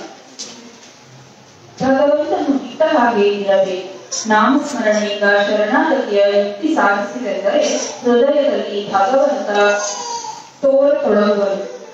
ಈ ಅವಸ್ಥೆಯಲ್ಲಿ ಮಾನಸ ಪೂಜೆ ಮಾಡುವಾಗ ಸಾಧಕನಿಗೆ ನಿತ್ಯ ಭಗವಂತನ ದರ್ಶನವಾಗತೊಡಗುತ್ತದೆ. ಇಷ್ಟೇ ಅಲ್ಲದೆ ಜಾಗೃತ ಅವಸ್ಥೆಯಲ್ಲಿ ದೇಹದಿಂದ ದೇಹವನ್ನು ನೋಡುವುದಕ್ಕಿಂತ ಮಾನಸ ಪೂಜೆಯಲ್ಲಿ ಆಗುವ ದರ್ಶನವೇ ನಿಜವಾದ ದರ್ಶನ. ಉದಾಹರಣೆ, ಶ್ರೀ ಬ್ರಹ್ಮಚೈತನ್ಯ ಮಹಾರಾಜರಿಗೆ ಶಂಕರ ಶಾಸ್ತ್ರಿ ಮಾಸುರ್ನೇಕರ ಎಂಬ ಒಬ್ಬ ನಿಷ್ಠಾವಂತ ಶಿಷ್ಯರಿದ್ದರು. ಶಾಸ್ತ್ರಿಗಳು ಕಾವ್ಯಶಾಸ್ತ್ರ ನಾಟಕಗಳಲ್ಲಿ ಪಾರಂಗತರಾಗಿದ್ದರೂ ಅತ್ಯಂತ ಭಾವಿಕರಾಗಿದ್ದರು. ಅವರು ಪ್ರತಿ ದಿವಸ ಬೆಳಿಗ್ಗೆ ತಪ್ಪದೇ ಮನಃಪೂರ್ವಕ ಶ್ರೀ ಸದ್ಗುರುಗಳ ಮಾನಸ ಪೂಜೆ ಮಾಡುತ್ತಿದ್ದರು. ಒಮ್ಮೆ ಅವರು ಗೋಂದಾವರಿಗೆ ಬಂದು ಉಳಿದರು. ಯಾವುದೋ ಕಾರಣದಿಂದ 3 ದಿವಸ ಅವರ ಮಾನಸ ಪೂಜೆ ಉಳಿದು ಹೋಯಿತು. ಮಾರನೇ ದಿವಸ ಬೆಳಿಗ್ಗೆ 9-10 ಗಂಟೆಯ ಹೊತ್ತಿಗೆ ಶ್ರೀ ಮಹಾರಾಜರು ರಾಮ ಮಂದಿರದಲ್ಲಿ ಜನರೊಂದಿಗೆ ಮಾತನಾಡುತ್ತಾ ಕುಳಿತಿದ್ದರು. ಶಂಕರ ಶಾಸ್ತ್ರಿಗಳನ್ನು ನೋಡಿ ಶ್ರೀ ಮಹಾರಾಜರು ಕುಳಿತ ಜನರಿಗೆ 2-3 ದಿನಗಳಿಂದ ಶಾಸ್ತ್ರಿಗಳ ಭೇಟಿಯೇ ಇಲ್ಲ ಎಂದು ಹೇಳಿದರು. ಶಾಸ್ತ್ರಿಗಳು ತಿರುಗಿ ಹೋಗುವಾಗಲೂ ಶ್ರೀ ಮಹಾರಾಜರು ಹಾಗೆಯೇ ಹೇಳಿದರು. ಶಾಸ್ತ್ರಿಗಳು ಎದುರಿಗೆ ಇರುವಾಗಲೂ ಶ್ರೀ ಮಹಾರಾಜರು ಹೀಗೇಕೆ ಹೇಳುತ್ತಿರುವರೆಂಬುದು ಆ ಜನರಿಗೆ ತಿಳಿಯಲೊಲ್ಲದು. ಆದರೆ ಶಾಸ್ತ್ರಿಗಳು ಅದರ ಮರ್ಮವನ್ನು ತಿಳಿದುಕೊಂಡರು ಹಾಗೂ ಕೂಡಲೇ ಕೈಕಾಲು ಪಡೆದುಕೊಂಡು ಒಂದು ಕಡೆ ಕುಳಿತು ಶಾಂತವಾಗಿ ಮಾನಸ ಪೂಜೆ ಮಾಡಿದರು. ಅನಂತರ ಶ್ರೀ ಮಹಾರಾಜರು ಹಾಗೆ ಹೇಳಲಿಲ್ಲ. ಹೃದಯದಲ್ಲಿ ಭಗವಂತ ಕಾಣತೊಡಗಿದನೆಂದರೆ ಸಾಧಕನು ಹೋದಲ್ಲೆಲ್ಲ ಅವನ ಜೊತೆಗೆ ಭಗವಂತನೂ ಹೋಗುತ್ತಾನೆ. ದೇಹದ ಹಾಗೂ ಮನಸ್ಸಿನ ಯಾವುದೇ ಅವಸ್ಥೆಯಲ್ಲಿ ಸಾಧಕನು ಒಂಟಿಯಾಗಿರುವುದಿಲ್ಲ. ಅವನ ಎಲ್ಲ ಕರ್ಮಗಳು ಭಗವಂತನ ಸಾಕ್ಷಿತ್ವದಲ್ಲಿಯೇ ನಡೆಯುತ್ತವೆ ಹಾಗೂ ಅವನ ಆಚಾರ ವಿಚಾರಗಳು ಭಗವಂತನಿಗೆ ಶೋಭಿಸುವಂತಿರುತ್ತವೆ. ಉದಾಹರಣೆ, ವ್ಯಾಸರಾಯರಿಗೆ ಅನೇಕ ಶಿಷ್ಯರಿದ್ದರು. ಅವರಲ್ಲಿ ಕನಕದಾಸರು ನಿಜವಾಗಿಯೂ ಶ್ರೇಷ್ಠ ಸಾಧಕರಾಗಿದ್ದರು. ಒಂದು ಏಕಾದಶಿಯಂದು ಸ್ವಾಮಿಗಳು ಎಲ್ಲ ಶಿಷ್ಯರನ್ನು ಕರೆದು ಒಂದೊಂದು ಬಾಳೆಹಣ್ಣನ್ನು ಕೊಟ್ಟು, ಇಂದು ಏಕಾದಶಿ ಇರುತ್ತದೆ, ಸಾಧಕರು ಜನರ ಮುಂದೆ ತಿನ್ನಬಾರದು, ಆದ್ದರಿಂದ ಯಾರು ನೋಡದಲ್ಲಿ ಈ ಹಣ್ಣನ್ನು ತಿಂದು ಬಂದಿರಿ ಎಂದು ಹೇಳಿದರು. 5-10 ನಿಮಿಷಗಳಲ್ಲಿ ಎಲ್ಲ ಶಿಷ್ಯರು ಹಣ್ಣು ತಿಂದು ತಿರುಗಿ ಬಂದರು. ಆದರೆ ಕನಕದಾಸರು ಮಾತ್ರ ಹಣ್ಣು ತಿನ್ನದೆ ಹಾಗೆ ತಿರುಗಿ ಬಂದರು. ಸ್ವಾಮಿಗಳು ಕನಕದಾಸರನ್ನು ನೀವೇಕೆ ಹಣ್ಣು ತಿನ್ನಲಿಲ್ಲ ನಿನಗೆ ಏಕಾಂತ ಸಿಗಲಿಲ್ಲವೇ ಎಂದು ಕೇಳಲು ಕನಕದಾಸರು ಕೈ ಮುಗಿದು, ಇಲ್ಲ ಗುರುಗಳೇ, ನಾನು ಹೋದಲ್ಲೆಲ್ಲ ನನ್ನ ಹೃದಯದಲ್ಲಿ ನೀವು ನನ್ನ ಜೊತೆಗೆ ಬರುತ್ತಿದ್ದೀರಿ, ಆದ್ದರಿಂದ ನನಗೆ ಏಕಾಂತ ಸಿಗಲಿಲ್ಲ ಎಂದರು. ಶಿಷ್ಯನ ಈ ಮಾತುಗಳನ್ನು ಕೇಳಿ ಸ್ವಾಮಿಗಳ ಕಣ್ಣಲ್ಲಿ ಪ್ರೇಮಾಶ್ರು ತುಂಬಿಕೊಂಡರು. ನಿಷ್ಠೆ ಎಂದರೆ ನಿಸ್ಸಂಶಯ ವಿಶ್ವಾಸ. ಇದು ಪರಮಾರ್ಥದ ಪ್ರಾಣವಾಗಿರುತ್ತದೆ. ಎಲ್ಲ ಸಾಧನೆಗಳ ಪರ್ಯವಸಾನವು ಕೊನೆಗೆ ನಿಷ್ಠೆಯಲ್ಲಿಯೇ ಆಗುತ್ತದೆ. ಪ್ರಾರಂಭದಲ್ಲಿ ಸಾಧಕನ ನಿಷ್ಠೆಯು ಅಷ್ಟು ದೃಢವಾಗಿರುವುದಿಲ್ಲ. ಒಂದು ಸಣ್ಣ ವಿಪರೀತ ಪ್ರಸಂಗ ಬಂದರೂ ಅದು ವಿಚಲಿತವಾಗುತ್ತದೆ. ಆದರೆ ಹೃದಯದಲ್ಲಿ ನಾಮ ಸ್ಥಿರವಾಯಿತೆಂದರೆ ಎಂಥ ಪ್ರಸಂಗ ಬಂದರೂ ಸಾಧಕನು ನಿಷ್ಠೆಯ ಬಲದ ಮೇಲೆ ನಿರ್ಭಯನಾಗುತ್ತಾನೆ. ಉದಾಹರಣೆ, ಒಬ್ಬ ಸಾಧುಗಳು ಹೆಂಡತಿ ಮಕ್ಕಳನ್ನು ಕರೆದುಕೊಂಡು ಹಡಗಿನಲ್ಲಿ ಹೊರಟಿದ್ದರು. ಸ್ವಲ್ಪ ಸಮಯದಲ್ಲಿ ಬಿರುಗಾಳಿ ಬೀಸತೊಡಗಿತು. ಹಡಗು ಅತ್ಯಂತ ಡೋಲಾಯಮಾನವಾಗುತ್ತದೆ. ಎಲ್ಲ ಜನರು ಗಾಬರಿಯಾದರು. ಆದರೆ ಸಾಧುಗಳು ಮಾತ್ರ ಶಾಂತವಾಗಿದ್ದರು. ಅದನ್ನು ನೋಡಿ ಅವರ ಹೆಂಡತಿ, ಇಂಥ ಭಯಂಕರ ಪ್ರಸಂಗವಿದೆ, ನೀವು ಶಾಂತವಾಗಿ ಕುಳಿತಿರುವಿರಲ್ಲ ಎಂದರು. ಅದಕ್ಕೆ ಸಾಧುಗಳು ಏನೂ ಮಾತನಾಡದೆ ಹಡಗಿನಲ್ಲಿಯ ಒಂದು ಕುಡುಗೋಲನ್ನು ತೆಗೆದುಕೊಂಡು ಹೆಂಡತಿಯ ಕೊರಳಿಗೆ ಹಿಡಿದರು. ನೀನೇಕೆ ಗಾಬರಿಯಾಗಿಲ್ಲ ಎಂದು ಅವಳನ್ನು ಕೇಳಲು ಹೆಂಡತಿಯು, ನಾನೇಕೆ ಗಾಬರಿಗೊಳ್ಳಲಿ, ನಿಮ್ಮದು ನನ್ನ ಮೇಲೆ ಇಷ್ಟು ಪ್ರೇಮವಿರುತ್ತದೆ, ಆದ್ದರಿಂದ ನೀವು ನನ್ನನ್ನು ಹೊಡೆಯಲು ಸಾಧ್ಯವೇ ಇಲ್ಲ ಎನ್ನಲು ಸಾಧುಗಳು, ನನ್ನ ಕೈಯಲ್ಲಿ ಕುಡುಗೋಲು ಇರುವಂತೆ ಭಗವಂತನ ಕೈಯಲ್ಲಿ ಈ ಬಿರುಗಾಳಿ ಇರುತ್ತದೆ. ನೀನು ಕುಡುಗೋಲಿಗೆ ಹೆದರದಿರುವಂತೆ ನಾನು ಬಿರುಗಾಳಿಗೆ ಗಾಬರಿಯಾಗುವುದಿಲ್ಲ. ಭಗವಂತನನ್ನು ಎಲ್ಲ ಜೀವಿಗಳ ಮೇಲೆ ಪ್ರೇಮವಿರುತ್ತದೆ. ಆ ಪ್ರೇಮ ಭಾವನೆಯಲ್ಲಿ ಅವನು ಮಾಡಿದ್ದೆಲ್ಲವೂ ನಮ್ಮ ಕಲ್ಯಾಣಕ್ಕಾಗಿಯೇ ಇರುತ್ತದೆ. ಆದ್ದರಿಂದ ನಾವೇಕೆ ಭಯ ಪಡಬೇಕು, ನೀನೇ ಹೇಳು ನೋಡೋಣ ಎಂದರು. ಜಗತ್ತಿನಲ್ಲಿ ಬ್ರಹ್ಮ ಸ್ವಭಾವದ ವೇಗವು ಅತ್ಯಂತ ವಿಲಕ್ಷಣವಾಗಿರುತ್ತದೆ. ಅದು ಎಷ್ಟು ಬಲಶಾಲಿಯಾಗಿರುವುದೆಂದರೆ ದೊಡ್ಡ ದೊಡ್ಡ ಪರಾಕ್ರಮಗಳನ್ನು ಕ್ಷಣಾರ್ಧದಲ್ಲಿ ಊರಿಗೆ ಹಾಕಿರುತ್ತದೆ. ಕರ್ಮದ ಈ ಶಕ್ತಿಗೆ ಕಾಲಚಕ್ರವೆನ್ನುತ್ತಾರೆ. ಕಾಲಚಕ್ರವು ಸಾಧಕವಿರುತ್ತದೆ. ಪ್ರತಿಯೊಬ್ಬ ಜೀವಿಯು ಸಾಧಕ ಅನುಭವಿಸಲೇಬೇಕಾಗುತ್ತದೆ. ಸಾಧಕವಾಗುತ್ತದೆ. ಆದ್ದರಿಂದ ನಿಜವಾದ ಸಾಧಕರು ಎಷ್ಟು ಪ್ರಸನ್ನ ಭಾಗದಿಂದ ಸುಖವನ್ನು ಸ್ವಾಗತಿಸುವನೋ ಅಷ್ಟೇ ಪ್ರಸನ್ನ ಭಾಗದಿಂದ ದುಃಖವನ್ನು ಸ್ವಾಗತಿಸುತ್ತಾನೆ. ಉದಾಹರಣೆ, ಇತ್ತೀಚೆಗೆ ಒಬ್ಬ ದೊಡ್ಡ ಪುರುಷರು ಆಗಿರುವುದು. ಅವರಿಗೆ ಅನೇಕ ಶಿಷ್ಯರಿದ್ದರು. ಅವರಲ್ಲಿ ಒಬ್ಬ ಶಿಷ್ಯನ ಮೇಲೆ ಅವರದು ವಿಶೇಷ ಪ್ರೇಮ ಬಿದ್ದಿತು. ಉಳಿದ ಶಿಷ್ಯರಿಗೆ ಇದು ಗೊತ್ತಿರಲಿಲ್ಲ. ಅವರ ಈ ಭಾವನೆಯನ್ನು ದೂರಗೊಳಿಸುವುದಕ್ಕಾಗಿ ಗುರುಗಳು ಒಂದು ಪ್ರಸಂಗ ನಡೆಯುವಂತೆ ಮಾಡಿದರು. ಒಂದು ದಿವಸ ಒಬ್ಬ ಮನುಷ್ಯ ಒಂದು ದೊಡ್ಡ ಸೌತೆಕಾಯಿ ತಂದು ಪ್ರತ್ಯೇಕಿಸಿದನು. ಅದು ಕಲಿಯಾಗಿತ್ತು. ಅವರು ಅದರಲ್ಲಿ ಒಂದು ದೊಡ್ಡ ಹಾಗೂ ಒಂದು ಬಹಳ ಸಣ್ಣ, ಹೀಗೆ 2 ಭಾಗ ಮಾಡಿದರು. ದೊಡ್ಡ ಭಾಗವನ್ನು ಪ್ರಿಯ ಶಿಷ್ಯನಿಗೆ ಹಾಗೂ ಸಣ್ಣ ಭಾಗವನ್ನು ಎಲ್ಲ ಶಿಷ್ಯರಿಗೆ ಹಂಚಿಕೊಟ್ಟರು. ಎಲ್ಲ ಶಿಷ್ಯರು ಅದನ್ನು ಬಾಯಿಗೆ ಹಾಕಿದ ಕೂಡಲೇ ಕೂಸೆಂದು ಉಗುಳಿಬಿಟ್ಟರು. ಶಿಷ್ಯನು ಮಾತ್ರ ತನ್ನ ಮುಖವನ್ನು ಸ್ವಲ್ಪವೂ ಕಿವುಚದೆ ದೊಡ್ಡ ಭಾಗವನ್ನು ತಿಂದುಬಿಟ್ಟನು. ಅದನ್ನು ನೋಡಿ ಗುರುಗಳು, ಇಷ್ಟು ಕಹಿಯಾದ ಸೌತೆಕಾಯಿಯನ್ನು ನೀನು ತಿಂದಿದ್ದಾದರೂ ಹೇಗೆ ಎಂದು ಕೇಳಲು, ಅದಕ್ಕೆ ಅವನು, ಮಹಾರಾಜ, ಹೀಗೆ ನೀವು ನನಗೆ ಉತ್ತಮ ಪದಾರ್ಥಗಳನ್ನು ತಿನ್ನಲು ಕೊಡುತ್ತೀರಿ.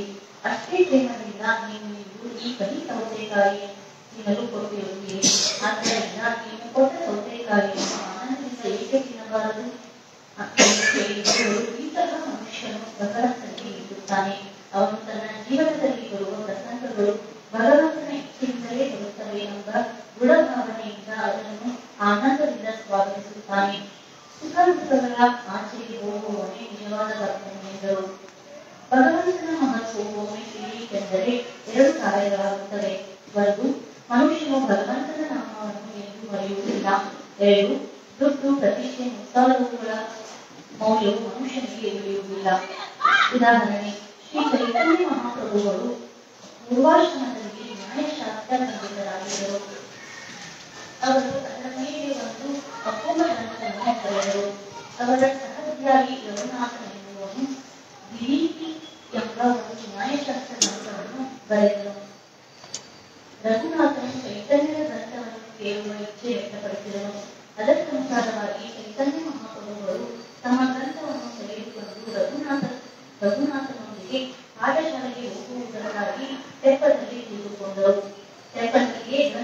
ಸ್ವಾಗತವನ್ನು ಕೇಳಿ ರಘುನಾಥನು ಹೊರಟುದನು.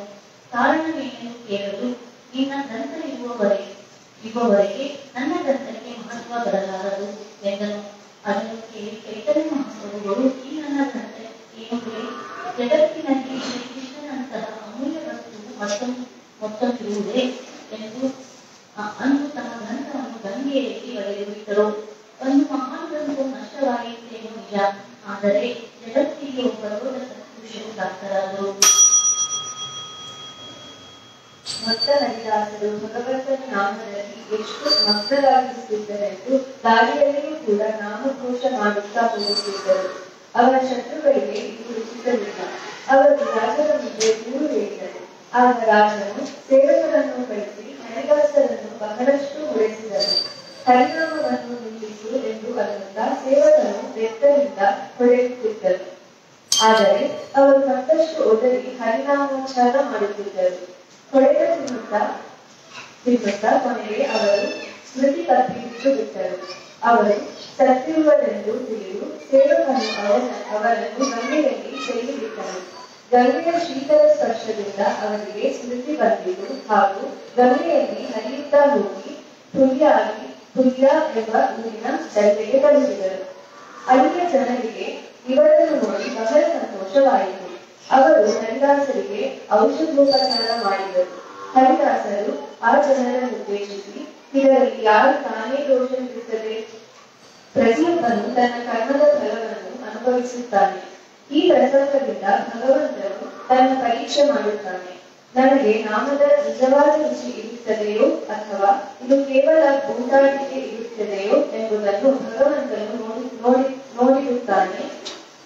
ನನ್ನ ಸಾಮರ್ಥ್ಯವೆಂದನದು, ಆದರೆ ಅವನ ಕೃಪೆಯಿಂದಲೇ ನನ್ನ ಸ್ತುತಿ ತಪ್ಪುವವರೆಗೂ ಅವನು ನನ್ನನ್ನು ನಾಮದಲ್ಲಿಟ್ಟನು.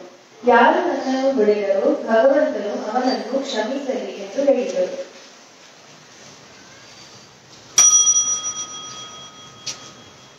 ಈ ವ್ಯಕ್ತಿಯ ಮೇಲೆ ಸಾಧನ ಪ್ರಗತಿಯು ಬೇಗನೆ ಆಗುತ್ತದೆ ಎಂಬುದರಲ್ಲಿ ಸಂಶಯವಿಲ್ಲ. ಆದರೆ ತಮ್ಮ ಅನುಸಂಧಾನವು ಎಷ್ಟು ಗಟ್ಟಿಯಾಗಿರುತ್ತದೆ ಎಂಬುದನ್ನು ನೋಡುವುದಕ್ಕಾಗಿ ಉತ್ತಮ ಸಾಧಕರು ತಮ್ಮ ಜೀವನದ ಮೇಲೆಯೇ ಪ್ರಯೋಗ ಮಾಡುತ್ತಾರೆ. ಉದಾಹರಣೆ, ಬೃಂದಾವನದಲ್ಲಿ ಕಚ್ಚಿ ಬಾಬಾ ಎಂಬ ದೊಡ್ಡ ಸಾಧಕರಿರುತ್ತಿದ್ದರು. ಅವರದ್ದು ನಾಮಸ್ಮರಣೆಯ ಅಭ್ಯಾಸವು ಎಷ್ಟು ಗಾಢವಾಗಿತ್ತೆಂದರೆ ಗಾಢ ನಿದ್ರೆಯಲ್ಲೂ ಅವರ ಅಂತಃಕರಣದಿಂದ ಕೃಷ್ಣ ಕೃಷ್ಣ ಎಂಬ ನಾಮದ ಧ್ವನಿಯು ಹೊರಗೆ ಕೇಳಿ ಬರುತ್ತಿತ್ತು. ತಿನ್ನೋಣುವುದರಲ್ಲಿ ಅವರು ಅತ್ಯಂತ ವ್ರತಸ್ಥರಾಗಿದ್ದರು. ಬಹಳ ದಿವಸಗಳು ಕಳೆದ ಮೇಲೆ ಒಂದು ಸಲ ಅವರು ಒಂದು ಮಿಠಾಯಿ ಅಂಗಡಿಯಲ್ಲಿ ಹೋಗಿ ನಮಗೆ ಹೊಟ್ಟೆ ತುಂಬ ರಸಗುಲ್ಲ ತಿನ್ನಿಸು ಎಂದು ಹೇಳಿದರು. ಅಂಗಡಿಯವನು ಅವರಿಗೆ ಸಾಕಷ್ಟು ರಸಗುಲ್ಲ ತಿನ್ನಲು ಕೊಟ್ಟರು. ಮುಂದೆ 2-3 ದಿವಸಕ್ಕೆ ಅಂಗಡಿಯವನು ತನ್ನಲ್ಲಿ ರಸಗುಲ್ಲ ಮಾಡಿಸಿರುವುದಾಗಿ ಸಾಧುಗಳಿಗೆ ಹೇಳಿ ಕಳಿಸಿದನು. ಅಯ್ಯ, ಇಂಥ ಪಾಪವನ್ನು ಮತ್ತೆ ಎಂದೂ ಮಾಡುವುದಿಲ್ಲ. ಒಂದು ದಿವಸ ಹೊಟ್ಟೆ ತುಂಬ ಮಿಠಾಯಿ ತಿಂದಿದ್ದಕ್ಕಾಗಿ ರಾತ್ರಿ ಭಗವಂತನ ನಾಮವು ತಪ್ಪಿ ಹೋಯಿತು.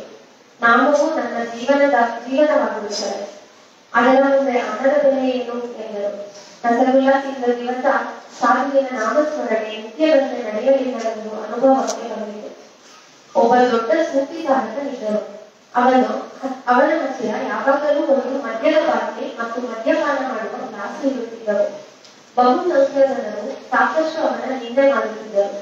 ಆದರೆ ಅವನು ಮಾತ್ರ ಅತ್ಯಂತ ಶಾಂತ ಇರುತ್ತಿದ್ದರು. ಒಮ್ಮೆ ಒಬ್ಬ ಮನುಷ್ಯನಿಗೆ ದೂರದ ಪ್ರವಾಸ ಹೋಗಬೇಕಾಗಿತ್ತು. ಆಗ ಅವನು ತನ್ನ ಆಭರಣಗಳನ್ನು ಎಲ್ಲಿ ಸುರಕ್ಷಿತವಾಗಿರಬೇಕೆಂಬ ಪ್ರಶ್ನೆ ಉದ್ಭವಿಸಿತು. ಆಗ ಅವನ ಮಿತ್ರನು ನಿನ್ನ ಆಭರಣಗಳನ್ನು ಆ ಸೂಫಿ ಸಾಧು ಸುರಕ್ಷಿತವಾಗಿಟ್ಟುಕೊಳ್ಳುವನೆಂದು ಹೇಳಿದರು. ಆ ಮನುಷ್ಯನು ಆ ಸೂಫಿಯ ಕಡೆಗೆ ಹೋದನು. ಸೂಫಿ ಸಾಧು ಅತ್ಯಂತ ಪ್ರೇಮದಿಂದ ಅವರನ್ನು ಸ್ವಾಗತಿಸಿದರು ಹಾಗೂ ಅವರು ತನ್ನ ಆಭರಣಗಳನ್ನು ಇಟ್ಟುಕೊಂಡರು. ಸಹಜವಾಗಿ ಮಾತನಾಡುತ್ತಾ ಆ ಮನುಷ್ಯನು ಸೂಫಿಯನ್ನು, ನೀವು ಈ ಬಾಟಲಿ ಮತ್ತು ಗ್ಲಾಸನ್ನು ಏಕೆ ಇಟ್ಟುಕೊಂಡಿರುತ್ತೀರಿ? ಇದರಿಂದ ಜನರು ನಿಮ್ಮ ನಿಂದೆ ಮಾಡುತ್ತಾರೆ ಎಂದರು. ಆಗ ಸೂಫಿ ಹೇಳಿದರು, ನಿಂದೆಯನ್ನು ಶಾಂತವಾಗಿ ಸಹನೆ ಮಾಡುವುದು ಒಂದು ದೊಡ್ಡ ತಪಶ್ಚರ್ಯ. ಮನಸ್ಸು ನಿಜವಾದ ಅರ್ಥದಲ್ಲಿ ಭಗವಂತನಿಗೆ ಅಂಟಿಕೊಂಡಿದ್ದಾದರೆ ಮಾತ್ರ ಲೋಕ ನಿಂದೆಯನ್ನು ಶಾಂತವಾಗಿ ಸಹನೆ ಮಾಡಲು ಬರುತ್ತದೆ. ಸಾಮಾನ್ಯವಾಗಿ ಜನರು ಯಾರನ್ನೂ ಬಹಳ ನಿಂದೆ ಮಾಡುವುದಿಲ್ಲ. ಆದರೆ ಹಾಗೆ ಆಗಲೆಂದೇ ನಾನು ಈ ಬಾಟಲಿಯನ್ನು ಇಟ್ಟುಕೊಂಡಿರುತ್ತೇನೆ. ನಿಜವಾಗಿ ನಾನು ಇದರಲ್ಲಿ ಕುಡಿಯುವ ನೀರು ಇಟ್ಟುಕೊಂಡಿರುತ್ತೇನೆ, ಆದರೆ ನಾನು ಕ್ಷಯಮುಕ್ತನೆಂದು ತಿಳಿದು ಜನರು ನನ್ನಿಂದ ದೂರ ಇರುತ್ತಾರೆ. ಇದರಿಂದ ಉಪಾಸನೆಗೆ ಸಾಕಷ್ಟು ವೇಳೆ ಸಿಗುತ್ತದೆ. ನಿಜವಾದ ಸಾಧಕರು ತಮ್ಮ ಮೇಲೆ ಇಂಥ ಪ್ರಯೋಗ ಮಾಡಿಕೊಂಡಿದ್ದಾರೆ. ಅನುಭವ ಸರ್ವ ಸಮಾಧಿ ಅಭ್ಯಾಸವೆಂದರೆ ನಮ್ಮ ಅಂಶರೂಪದ ಮನಸ್ಸನ್ನು ವಿಶ್ವ ಮನಸ್ಸಿನಲ್ಲಿ ಲೀನಗೊಳಿಸುವ ಪ್ರಕ್ರಿಯೆ ಆಗಿರುತ್ತದೆ. ಸಾಧಕನ ಮನಸ್ಸು ಯಾವ ಪ್ರಮಾಣದಲ್ಲಿ ಲೀನವಾಗುತ್ತಾ ಹೋಗುತ್ತದೆಯೋ ಆ ಪ್ರಮಾಣದಲ್ಲಿ ದೊಡ್ಡ ಮನಸ್ಸಿನ ಕೆಲವು ಶಕ್ತಿಗಳು ಅದರಲ್ಲಿ ಪ್ರಕಟವಾಗುತ್ತವೆ. ಸಾಧಕರು ಯಾವುದೇ ಮಾರ್ಗದಿಂದ ಸಾಧನೆ ಮಾಡಿದರೂ ಕೂಡ ಮನಸ್ಸಿನ ಸೂಕ್ಷ್ಮತೆಯು ಬೆಳೆಯುತ್ತೆಂದರೆ ಅದಕ್ಕೆ ತಾನಾಗಿ ಅತೀಂದ್ರಿಯ ಅನುಭವ ಬರದಿರುತ್ತದೆ. ಮೊದಲನೇ ಮೆಟ್ಟಿನ ಸಾಧಕನಿಗೆ ಸ್ವಲ್ಪ ಅಂತರ್ಜ್ಞಾನ ಬರುತ್ತದೆ. ಅವನ ಸಹವಾಸದಲ್ಲಿರುವ ಜನರ ಮನಸ್ಸಿನಲ್ಲಿಯ ವಿಚಾರಗಳು ತಾನಾಗಿಯೇ ತಿಳಿಯತೊಡಗುತ್ತವೆ. ಯಾವ ಮನುಷ್ಯನು ಅವನ ನೆನಪು ಮಾಡುತ್ತಾನೋ ಆ ಮನುಷ್ಯನ ತೀವ್ರ ಸ್ಮರಣೆಯು ಆ ಸಾಧಕನಿಗೆ ಆಗತೊಡಗುತ್ತದೆ. ಯಾವುದೇ ಮನುಷ್ಯ ಭೇಟಿಯಾದ ಕೂಡಲೇ ಅವನ ಅಂತಃಕರಣದಿಂದ ದೇವರನ್ನೆಂಬುದು ಸಹಜವಾಗಿ ತಿಳಿಯುತ್ತದೆ. ಸರ್ವಸಾಮಾನ್ಯ ಮನುಷ್ಯರ ಮೇಲೆ ಅವನ ಪ್ರಭಾವ ಬೀರುತ್ತದೆ. ಜನರು ಅವನಿಗೆ ವಶರಾಗುತ್ತಾರೆ ಹಾಗೂ ಅವನು ಹೇಳಿದ್ದನ್ನು ಮನೆ ಅನುಸರಿಸುತ್ತಾರೆ. ಎರಡನೇ ಮೆಟ್ಟಿಲ ಮೇಲಿನ ಸಾಧಕರಿಗೆ ಅತ್ಯಂತ ಪ್ರಬಲ ಅನುಭವಗಳು ಬರುತ್ತವೆ. ನಿಕಟ ಪರಿಚಯದ ಮನುಷ್ಯರ ಮೇಲೆ ಏನಾದರೂ ಪ್ರಸಂಗ ಬರುವಾಗಿದ್ದಾಗ ಸಾಧಕರ ಮನಸ್ಸಿಗೆ ತುಂಬಾನೇ ಅಸ್ವಸ್ಥತೆ ಉಂಟಾಗುತ್ತದೆ. ಈ ಅಸ್ವಸ್ಥತೆಯು ಬೇರೆಯೇ ಆಗಿರುತ್ತದೆ. ಎಷ್ಟೋ ವೇಳೆ ಯಾವನಾದರೂ ಮನುಷ್ಯನನ್ನು ನೋಡಿದ ಕೂಡಲೇ ಅವನ ಜೀವನದಲ್ಲಿ ಮುಂದೆ ಏನು ನಡೆಯುತ್ತದೆಂಬ ಕಲ್ಪನೆಯು ಆ ಸಾಧಕನಿಗೆ ಬರುತ್ತದೆ.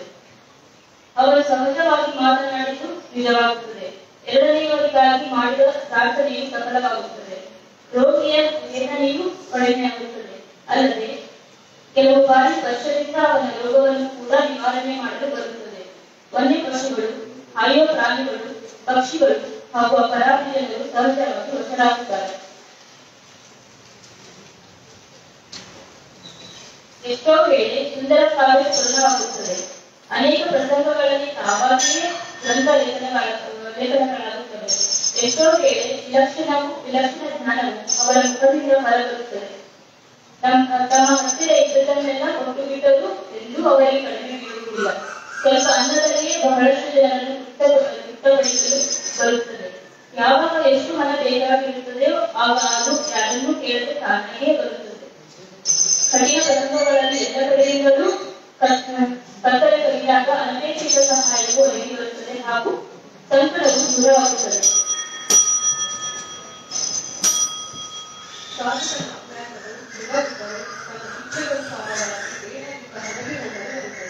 ತಾನು ಯಾವಾಗ ಹೋಗಲೆಂದು ಅವರಿಗೆ ತಿಳಿಸಿದ್ದರಿಂದ ಮೃತ್ಯುವಿನ ಕೈಗೆ ತುಳಿಯುವುದಿಲ್ಲ.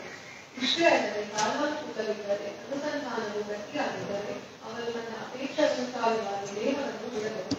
ಸ್ವಲ್ಪದರಲ್ಲಿಯೇ ಹೇಳುವುದೆಂದರೆ ಉತ್ತಮ ದಾನಗಳ ನಿತ್ಯ ರಕ್ಷಣೆಗಳನ್ನು ಕೂಡ ಭಗವಂತನ ಕೃಪೆಯ ಅನುಭವದಿಂದ ಹೊಂದಿರುತ್ತದೆ.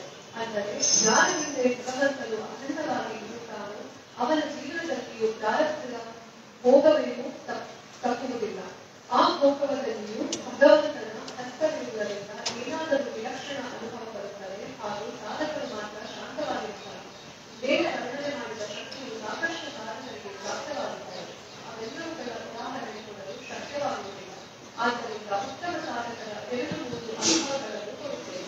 ಗುರುದೇವ ರಾಮಯ್ಯವರು ಅತ್ಯಂತ ಮನಸ್ಸುಗಳ ಹಾಗೂ ವಿಕೃತದಿಂದ ನಾಮಸ್ಮರಣೆ ಮಾಡಿಸಿದ್ದರು.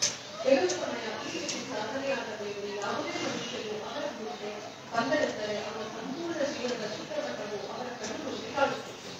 ಇದರಿಂದ ಅವರು ಬಹಳ ಅಸ್ವಸ್ಥರಾದರು ಹಾಗೂ ತಮ್ಮ ಸತ್ವಗಳಿಗೆ ನನಗೆ ಈ ಕ್ರಿಯೆಯು ಬೇಕಾಗಿಲ್ಲ, ತಮ್ಮ ಭಕ್ತಿಯಾಗಲಿದ್ದು ನನಗೆ ಮತ್ತೇನು ಬೇಡ ಎಂದು ಪ್ರಾರ್ಥಿಸಿದರು. ಈ ಪ್ರಾರ್ಥನೆಯ ನಂತರ ಅವನಿಗೆ ಹಾಗೆ ಕಾಣುವುದು ನಿಂತು ಹೋಯಿತು. ಮೊಘಲಾಯಿಯಲ್ಲಿ ಇತ್ತೀಚೆಗೆ ಒಬ್ಬ ಉತ್ತಮ ವಾರಕಾರಿ ಸಾಧಕರು ಆಗಿಕೊಂಡರು. ಪ್ರತಿದಿನ ಬೆಳಿಗ್ಗೆ ಅವರು ಜನರಿಗೆ ಜ್ಞಾನೇಶ್ವರಿ ಹೇಳುತ್ತಿದ್ದರು. ಒಂದು ದಿವಸ ಜ್ಞಾನೇಶ್ವರಿ ಹೇಳುವುದಾದ ಮೇಲೆ ನಾನು ನಾಳೆ ಹೋಗುತ್ತೇನೆ ಎಂದು ಹೇಳಿದರು. ಇದನ್ನು ಕೇಳಿ ಜನರಿಗೆ ಅತ್ಯಂತ ದುಃಖವಾಯಿತು. ಅದರಲ್ಲೊಬ್ಬರು ತಮ್ಮ ಮಗಳು ಪರಭೂಮಿಯನ್ನು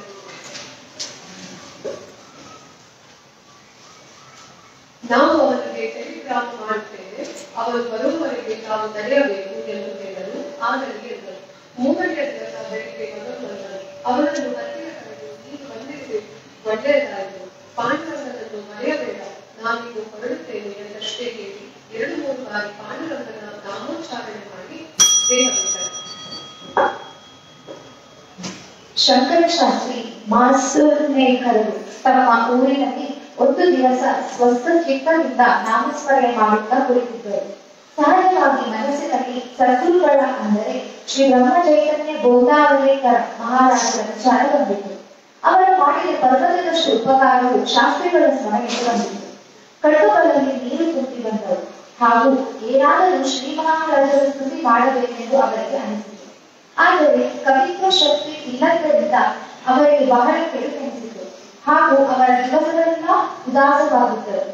ನಿತ್ಯದಂತೆ ಭಜನೆ ಹಾಗೂ ಆರತಿ ಮಾಡಿ ಮಲಗಿಕೊಂಡರು. ಬೆಳಗಿನ ಜಾವದಲ್ಲಿ ಅವರಿಗೆ ಸ್ವಪ್ನದಲ್ಲಿ ಶ್ರೀ ಮಹಾರಾಜರು ಕಂಡರು. ಅವರನ್ನು ನೋಡಿ ಶಾಸ್ತ್ರಿಗಳಿಗೆ ಬಹಳ ಆನಂದವಾಯಿತು ಹಾಗೂ ಒಂದರಂತೆ 6 ಸ್ತುತಿಪರ ಶ್ಲೋಕಗಳನ್ನು ಅವರು ರಚಿಸಿದರು. ಶಾಸ್ತ್ರಿಗಳಿಗೆ ಒಮ್ಮೆ ಎಚ್ಚರವಾಯಿತು. ಕೂಡಲೇ ಎದ್ದು ಶ್ಲೋಕಗಳನ್ನು ಬರೆದಿಟ್ಟುಕೊಂಡರು. ಒಬ್ಬ ಕಾಟಿಕನ ಸೊಸೆಗೆ ಅತ್ತೆ ಮನೆಯಲ್ಲಿ ಬಹಳ ತೊಂದರೆ ಕೊಡುತ್ತಿದ್ದರು. ಅದರಿಂದ ಬೇಸರಗೊಂಡ ಅವಳು ಒಂದು ದಿವಸ ಮನೆ ಬಿಟ್ಟು ಹೊರಟಳು. ತನ್ನ ಸಂಪೂರ್ಣ ಭಾರವನ್ನು ಪಾಂಡುರಂಗನ ಮೇಲೆ ಹಾಕಿ ಅವಳು ಅರಣ್ಯದಲ್ಲಿ ಇರುತ್ತಾ ಜಪ ಮಾಡತೊಡಗಿದಳು ಹಾಗೂ ಒಂದು ಗುಹೆಯಲ್ಲಿ ವಾಸ ಮಾಡಿದಳು. ನಿರ್ಜನ ಅರಣ್ಯವಾದ್ದರಿಂದ ಮನುಷ್ಯರಾರು ಅಲ್ಲಿ ಬರುತ್ತಿರಲಿಲ್ಲ. ಅವರಿಗೆ ಆಹಾರದ ವಿಷಯದಲ್ಲಿ ಬಹಳ ತೊಂದರೆಯಾಗತೊಡಗಿತು. ಒಂದು ದಿವಸ ತನ್ನ ಧ್ಯಾನವನ್ನು ಮುಗಿಸಿ ಕಣ್ಣು ತೆರೆದು ನೋಡಲು ಎದುರಿಗೆ ಹಣ್ಣು ಇಟ್ಟಿದ್ದು ಕಾಣಿಸಿತು. ಈ ರೀತಿ ನಿತ್ಯವಾಗತೊಡಗಿತು. ಒಂದು ದಿವಸ ಸಹಜವಾಗಿ ಕಣ್ಣು ತೆರೆದು ನೋಡಲು ಒಂದು ಹುಲಿ ಹಣ್ಣು ಇಳುತ್ತಿರುವುದು ಕಾಣಿಸಿತು. ಅವಳು ಬಹಳ ಗಾಬರಿಯಾದಳು. ಅಷ್ಟರಲ್ಲಿ ಆ ಹುಲಿಯು ಅವಳ ಕಾಲು ನೆಟ್ಟದೊಡಗಿತು. ಆಗ ಅವಳಿಗೆ ಧೈರ್ಯ ಬಂದಿತು. 21 ನಾನು ನೀನೇ ಇರುತ್ತೇನೆ, ನಾನು ನಿನ್ನವರಿರುತ್ತೇನೆ ಎಂಬ ಭಾವವು ಶ್ರೇಷ್ಠವಾದದ್ದೇನೋ ನಿಜ. ಏಕೆಂದರೆ ಅದರಲ್ಲಿ ಭಗವಂತನ ಅಖಂಡ ಸಹವಾಸವು ಲಭಿಸುತ್ತದೆ. ಆದರೆ ಎಲ್ಲಿಯವರೆಗೆ ನಾನು ಹಾಗೂ ನೀನು ಅಂದರೆ ಭಕ್ತ ಹಾಗೂ ಭಗವಂತ ದ್ವೈತ ಭಾವದಿಂದ ಇರುತ್ತಾರೋ ಅಲ್ಲಿಯವರೆಗೆ ಸಣ್ಣ ಮನಸ್ಸು ವಿಶ್ವ ಮನಸ್ಸಿಗಿಂತ ಬೇರೆಯಾಗಿರುತ್ತದೆ ಹಾಗೂ ಜೀವಕ್ಕೆ ಸಂಪೂರ್ಣ ಸಮಾಧಾನ ಪ್ರಾಪ್ತವಾಗುವುದಿಲ್ಲ. ಶರಣಾಗತಿಯ 2ನೇ ಮೆಟ್ಟಿಲಿನ ಮೇಲೆ ಸಾಧಕನು ತನ್ನ ಸರ್ವಸ್ವವನ್ನು ಭಗವಂತನ ಚರಣಗಳಲ್ಲಿ ಸಮರ್ಪಿಸುತ್ತಾನೆ ಹಾಗೂ ಸ್ವ ಮಾತ್ರ ಶೇಷಪಡಿಸಿರುತ್ತಾನೆ. ಆದರೆ ಮುಂದೆ ಅವನಿಗೆ ಈ ಸ್ವವನ್ನು ಕೂಡ ಸಮರ್ಪಣ ಮಾಡಿಬಿಡುವ ತಳಮಳ ಹತ್ತುತ್ತದೆ. ಭಗವಂತನ ಚರಣಗಳಲ್ಲಿ ಸ್ವ ಸಮರ್ಪಣೆ ಮಾಡುವ ತಳಮಳವು ಹತ್ತಿತೆಂದರೆ ಆತ್ಮದರ್ಶನದ ಉಷಃ ಕಾಲವಾಯಿತೆಂದು ನಿಶ್ಚಿತವಾಗಿ ತಿಳಿಯಬೇಕು. ಆದ್ದರಿಂದ 3ನೇ ಮೆಟ್ಟಿಲಿನ ಮೇಲೆ ಸಾಧಕನು ಅನನ್ಯ ಶರಣಾಗುತ್ತಾನೆ. ಅನನ್ಯತೆಯ ಸಾಧಿಸಿತೆಂದರೆ ಅವನ ಮನಸ್ಸು ವಿಶ್ವ ಮನಸ್ಸಿನಲ್ಲಿ ಸಂಪೂರ್ಣವಾಗಿ ಲೀನವಾಗಿ ಬಿಡುತ್ತದೆ. ಅವರ ದೇಹ ಬುದ್ಧಿಯು ನಾಶವಾಗುತ್ತದೆ ಹಾಗೂ ಹೃದಯದಲ್ಲಿಯ ಅಜ್ಞಾನದ ಗ್ರಂಥಿಯು ಬಿಚ್ಚಿ ಅವನಿಗೆ ಆತ್ಮದರ್ಶನವಾಗುತ್ತದೆ. ಅಹಂ ಬ್ರಹ್ಮಾಸ್ಮಿ, ನಾನು ಪರಮಾತ್ಮ ಸ್ವರೂಪ ಇರುತ್ತೇನೆಂಬ ದಿವ್ಯ ಅನುಭವದಿಂದ ಅವನು ಆನಂದದಲ್ಲಿ ಮುಳುಗಿ ಹೋಗುತ್ತಾನೆ. ನಾನು ದೇಹವಿರುತ್ತೇನೆ ಎಂಬ ಭ್ರಮದಲ್ಲಿ ಕರ್ತೃತ್ವ ಭಾವನೆಯಿಂದ ದೇಹ ಸುಖಕ್ಕಾಗಿ ದೃಢಪಡಿಸುವ ಜೀವವು ನಾನು ಶಿವನಿರುತ್ತೇನೆ ಎಂಬ ಭಾವದಿಂದ ಎಲ್ಲಾ ದುಃಖಗಳಿಂದ ಪೂರ್ಣ ಮುಕ್ತನಾಗುತ್ತಾನೆ. ದೇಹವು ಮೊದಲಿನಂತೆಯೇ ಬಂದರೂ ಈಗ ಒಳಗೆ ಪ್ರತ್ಯಕ್ಷ ಭಗವಂತನೇ ವಾಸ ಮಾಡಿರುತ್ತಾನೆ.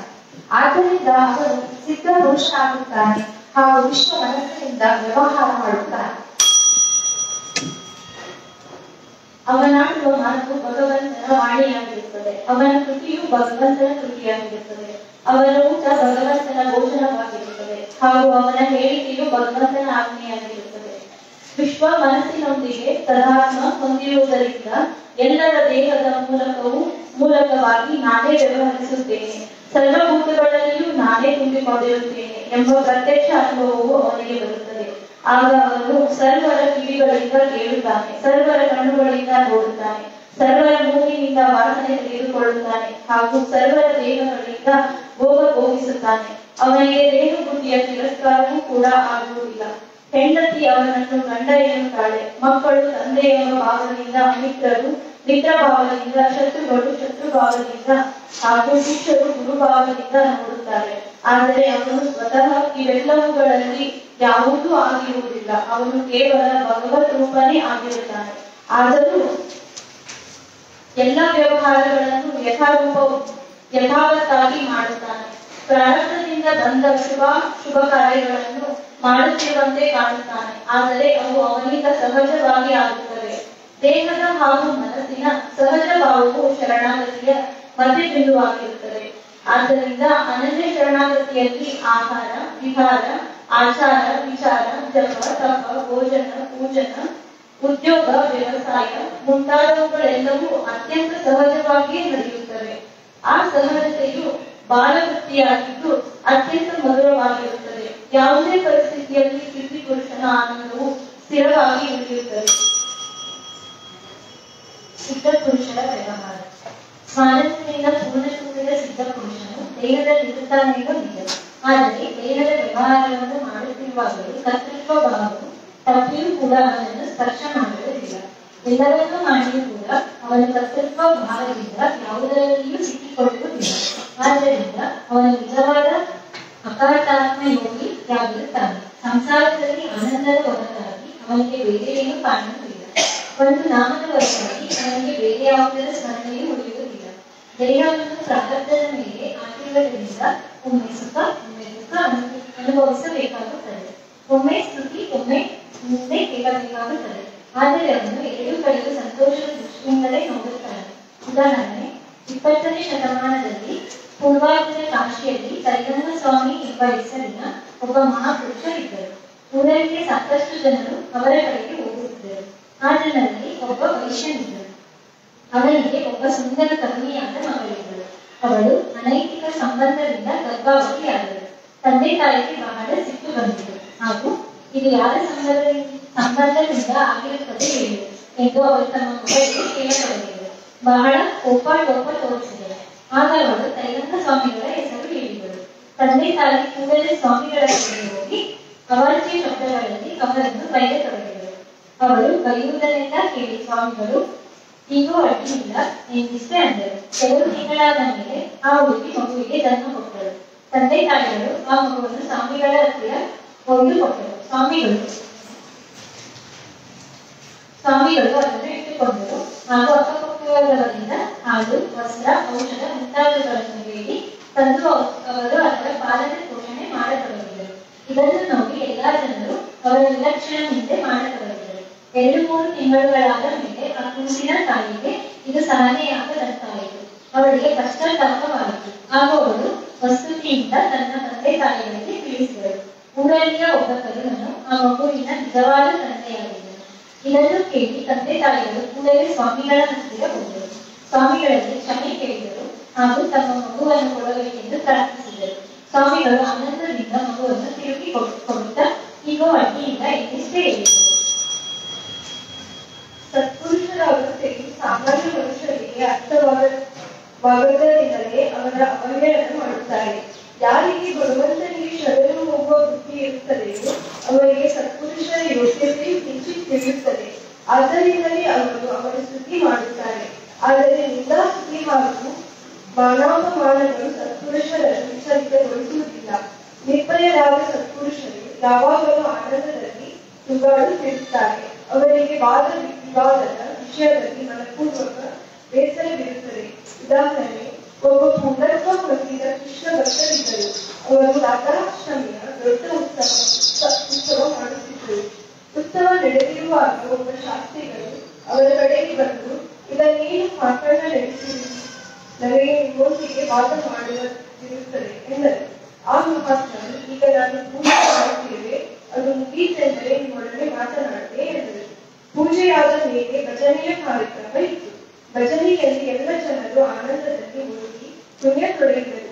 ಕುಣಿಯುತ್ತ ಸಾಧುಗಳು ಶಾಸ್ತ್ರಿಗಳ ಅಂಗ ಸ್ಪರ್ಶ ಮಾಡಿದರು. ಕೂಡಲೇ ಶಾಸ್ತ್ರಿಗಳು ಎದ್ದು ರಾಧಾಕೃಷ್ಣ ಎಂದು ಪುಣ್ಯ ತೊರೆಯಿದರು. ಭಜನೆಯ ಮುಗಿದ ಮೇಲೆ ಸಾಧುಗಳು ಅವರನ್ನು ವಾದ ಮಾಡಲು ಕರೆದರು. ಶಾಸ್ತ್ರಿಗಳು ಅವರ ಚರಣಗಳಿಗೆ ಅಡ್ಡಬಿದ್ದು ಶಾಸ್ತ್ರಾರ್ಥದ ನಿರರ್ಥಕತೆ ಅರ್ಥವಾಯಿತು. ನಾನು ತಮಗೆ ಶರಣು ಬಂದಿರುತ್ತೇನೆ, ಕೃಪೆ ಮಾಡಬೇಕೆಂದು ಪ್ರಾರ್ಥಿಸಿದರು. ತಮ್ಮ ಹೃದಯದಲ್ಲಿ ಆನಂದದ ಜ್ಯೋತ ಪ್ರಾಪ್ತವಾದ ಸತ್ಪುರುಷರು ಸ್ವತಃ ಉದ್ಧಾರರಾಗಿರುವುದರಿಂದ ಮತ್ತೊಬ್ಬರನ್ನು ಉತ್ತರಿಸುತ್ತಾರೆ. ಅವರು ಸರ್ವಜ್ಞರಾಗಿದ್ದರೂ ಅವರ ಜ್ಞಾನವು ಹೊರಗೆ ಕಾಣುವುದಿಲ್ಲ. ಅವರು ಅತ್ಯಂತ ಸಹಜತೆ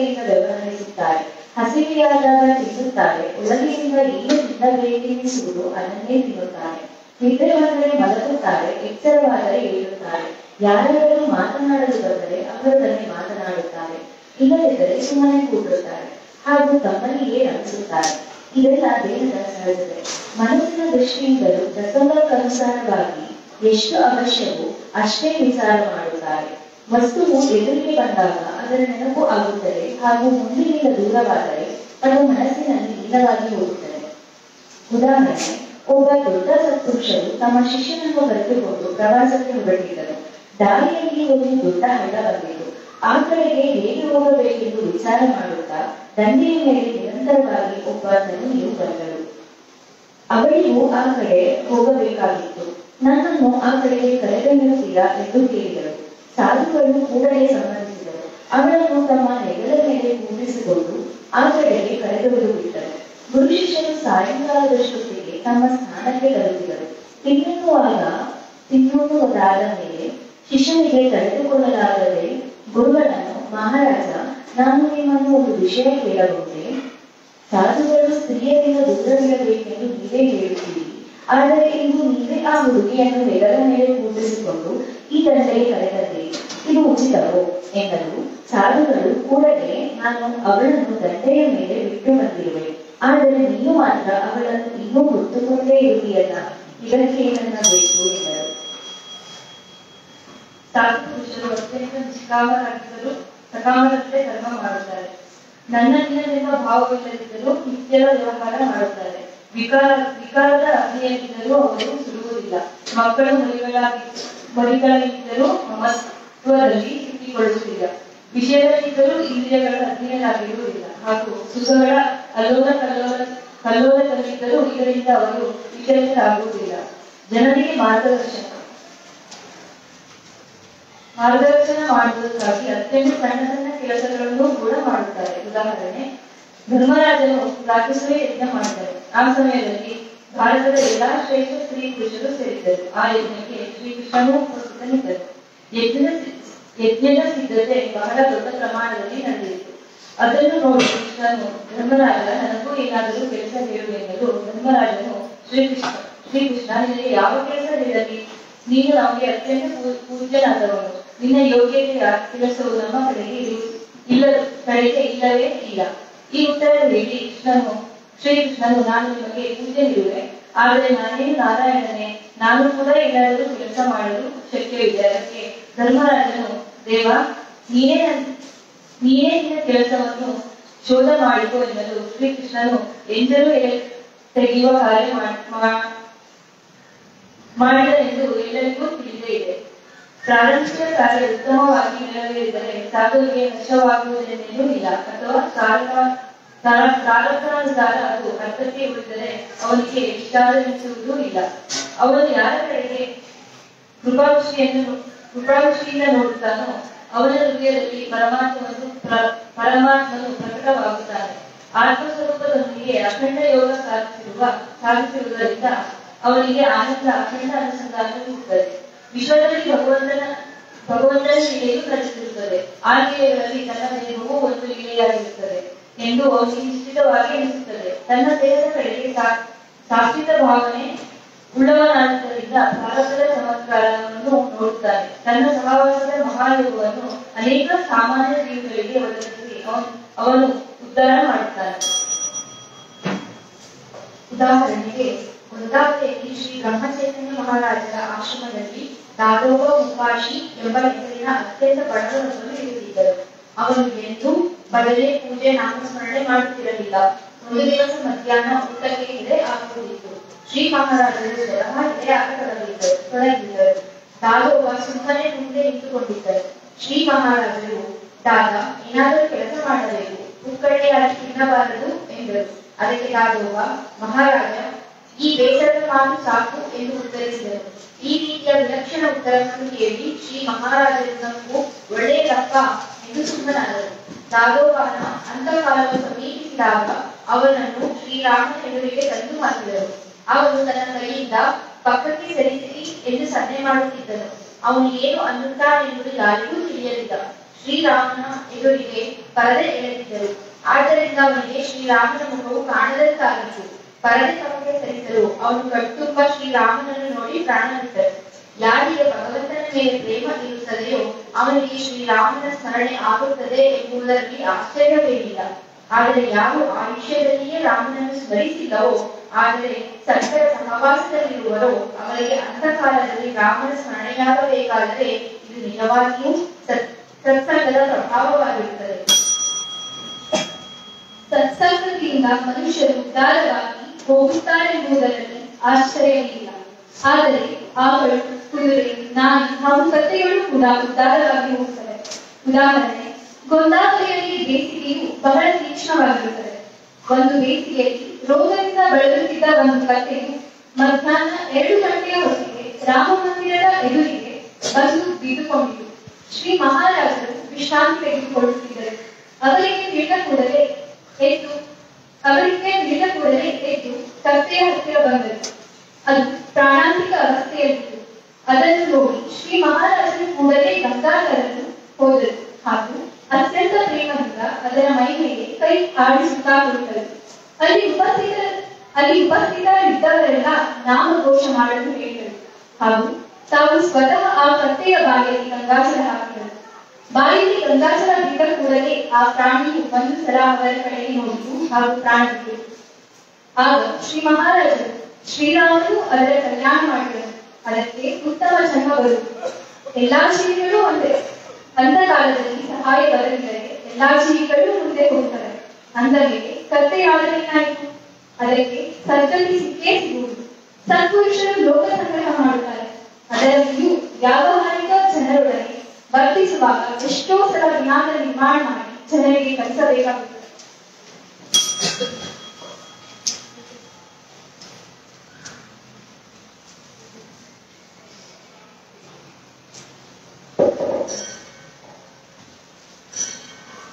ಉದಾಹರಣೆ, ಅಕ್ಕಲಕೋಟೆ ಸ್ವಾಮಿಗಳ ಕಡೆಗೆ ಒಬ್ಬ ತರುಣ ಮಾಮಲೆಗಾರರು ವಾದ ಮಾಡಲು ಬಂದರು.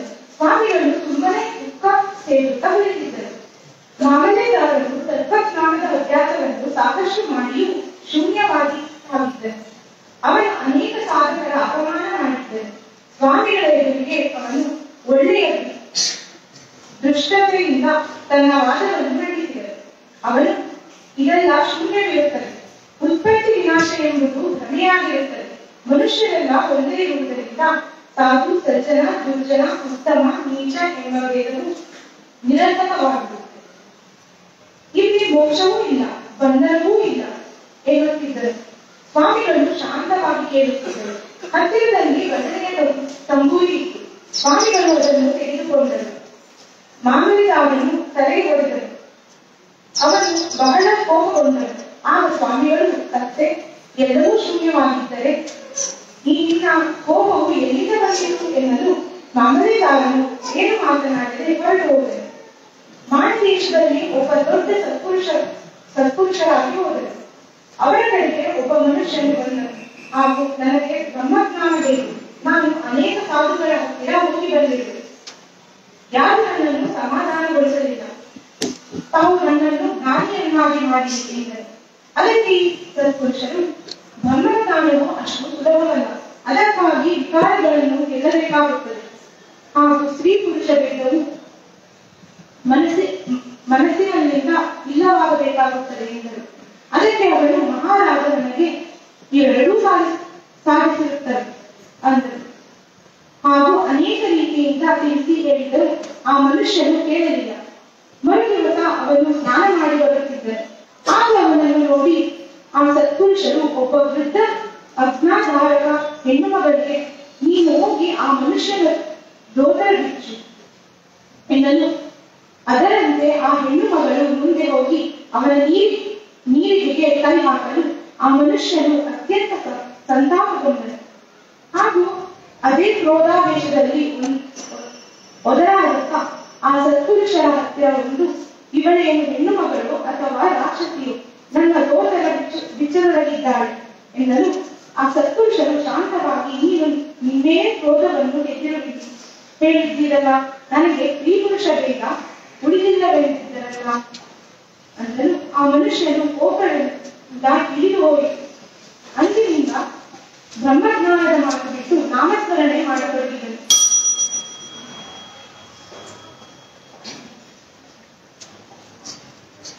ವ್ಯವಹಾರದಲ್ಲಿ ಇದ್ದ ಮೇಲೆ ಸಂತರಿಗೂ ಕೂಡ ಕರ್ತವ್ಯ ಮಾಡಿ ತೋರಿಸಬೇಕಾಗುತ್ತದೆ.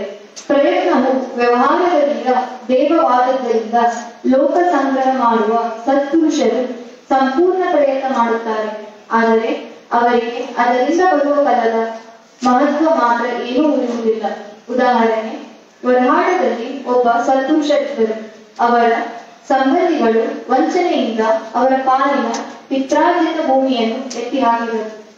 ಸತ್ಪುರುಷರು ಸಾಮೂಹಿಕಕಾರದಿಂದ ಈ ಪ್ರಕರಣವನ್ನು ಮುಗಿಸಬೇಕೆಂದು ಸಾಕಷ್ಟು ಪ್ರಯತ್ನ ಮಾಡಿದರು.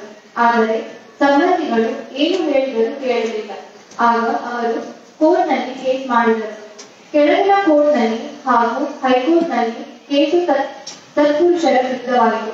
ಕೊನೆಗೆ ಇವರು ಪ್ರಿವಿ ಕೌನ್ಸಿಲ್ನಲ್ಲಿ ಕೇಸು ರುಜುಪಡಿಸಿದರು. ಅಲ್ಲಿ ಮಾತ್ರ ನಿರ್ಣಯವು ಇವರಂತೆ ಆಯಿತು. ನಿರ್ಣಯವು ತಮ್ಮಂತೆಯೇ ಆಗಿರುವುದೆಂಬ ಸುದ್ದಿಯನ್ನು ಕೇಳಿ ಅತ್ಯಂತ ಶಾಂತವಾಗಿ ಒಂದು ಬಹುಮಾನ ಪತ್ರವನ್ನು ಬರೆದು ಆ ಭೂಮಿಯನ್ನು ಒಂದು ಮಂದಿರಕ್ಕೆ ಕೊಟ್ಟು ಬಿಟ್ಟರು.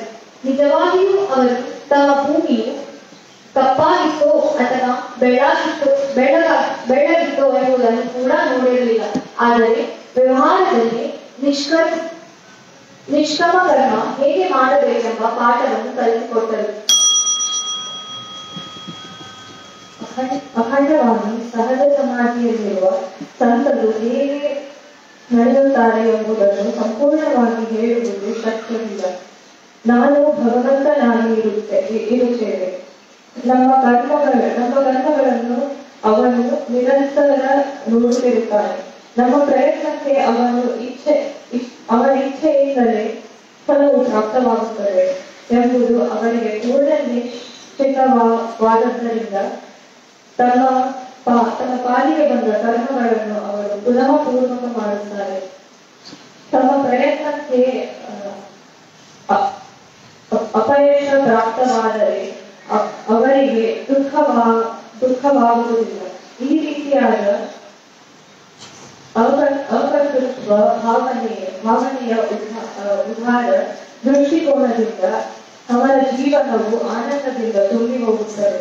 ತಮ್ಮ ಜೀವನದಲ್ಲಿ ಆಗಲಿ ಅಥವಾ ಜಗತ್ತಿನ ಜೀವನದಲ್ಲಿಯೇ ಆಗಲಿ ಯಾವ ಘಟನೆಗಳು ನಡೆಯುತ್ತವೋ ಅವೆಲ್ಲವೂ ಪೂರ್ಣ ಕಲ್ಯಾಣಮಯ ಇರುತ್ತದೆ ಎಂಬ ಶ್ರದ್ಧೆ ಇರುವುದರಿಂದ ಏನು ಆಗುತ್ತದೆ, ಹೇಗೆ ಆಗುತ್ತದೆ, ಯಾವಾಗ ಆಗುತ್ತದೆ ಎಂಬ ಚಿಂತೆಯು ಅವರ ಮನಸ್ಸಿನಲ್ಲಿ ತಪ್ಪಿಯೋ ಸ್ಫೂರ್ತಿ ಸ್ಪರ್ಶ ಮಾಡಬಲ್ಲ. ಪರಿಸ್ಥಿತಿಗೆ ಅನುಸಾರವಾಗಿ ಕರ್ಮಗಳು ಅವನ ಕೈಯಿಂದ ಆಗುತ್ತಿರುತ್ತವೆ. ಆದರೆ ಅವರ ಜೀವನವು ಎಷ್ಟು ಸಹಜವಾಗಿರುತ್ತದೆ ಎಂದರೆ ಅದೊಂದು ಮನೋರಂಜಕ ಆಟವಾಗುತ್ತದೆ. ಆಟದಲ್ಲಿ ತಾವು ಸೋಲಬಾರದೆಂದು ಪ್ರಯತ್ನ ಮಾಡಿಯೂ ಕೂಡ ಸೋತರೆ ಅವರ ಸಮಾಧಾನವು ಭಂಗವಾಗುವುದಿಲ್ಲ. ಅಕರ್ತೃತ್ವ ಭಾವದಿಂದ ಕರ್ಮ ಮಾಡುತ್ತಾ ಪ್ರಾಪ್ತವಾಗುವ ಸಹಜ ಸಮಾಧಿಯ ಇದೇ ಆಗಿರುತ್ತದೆ.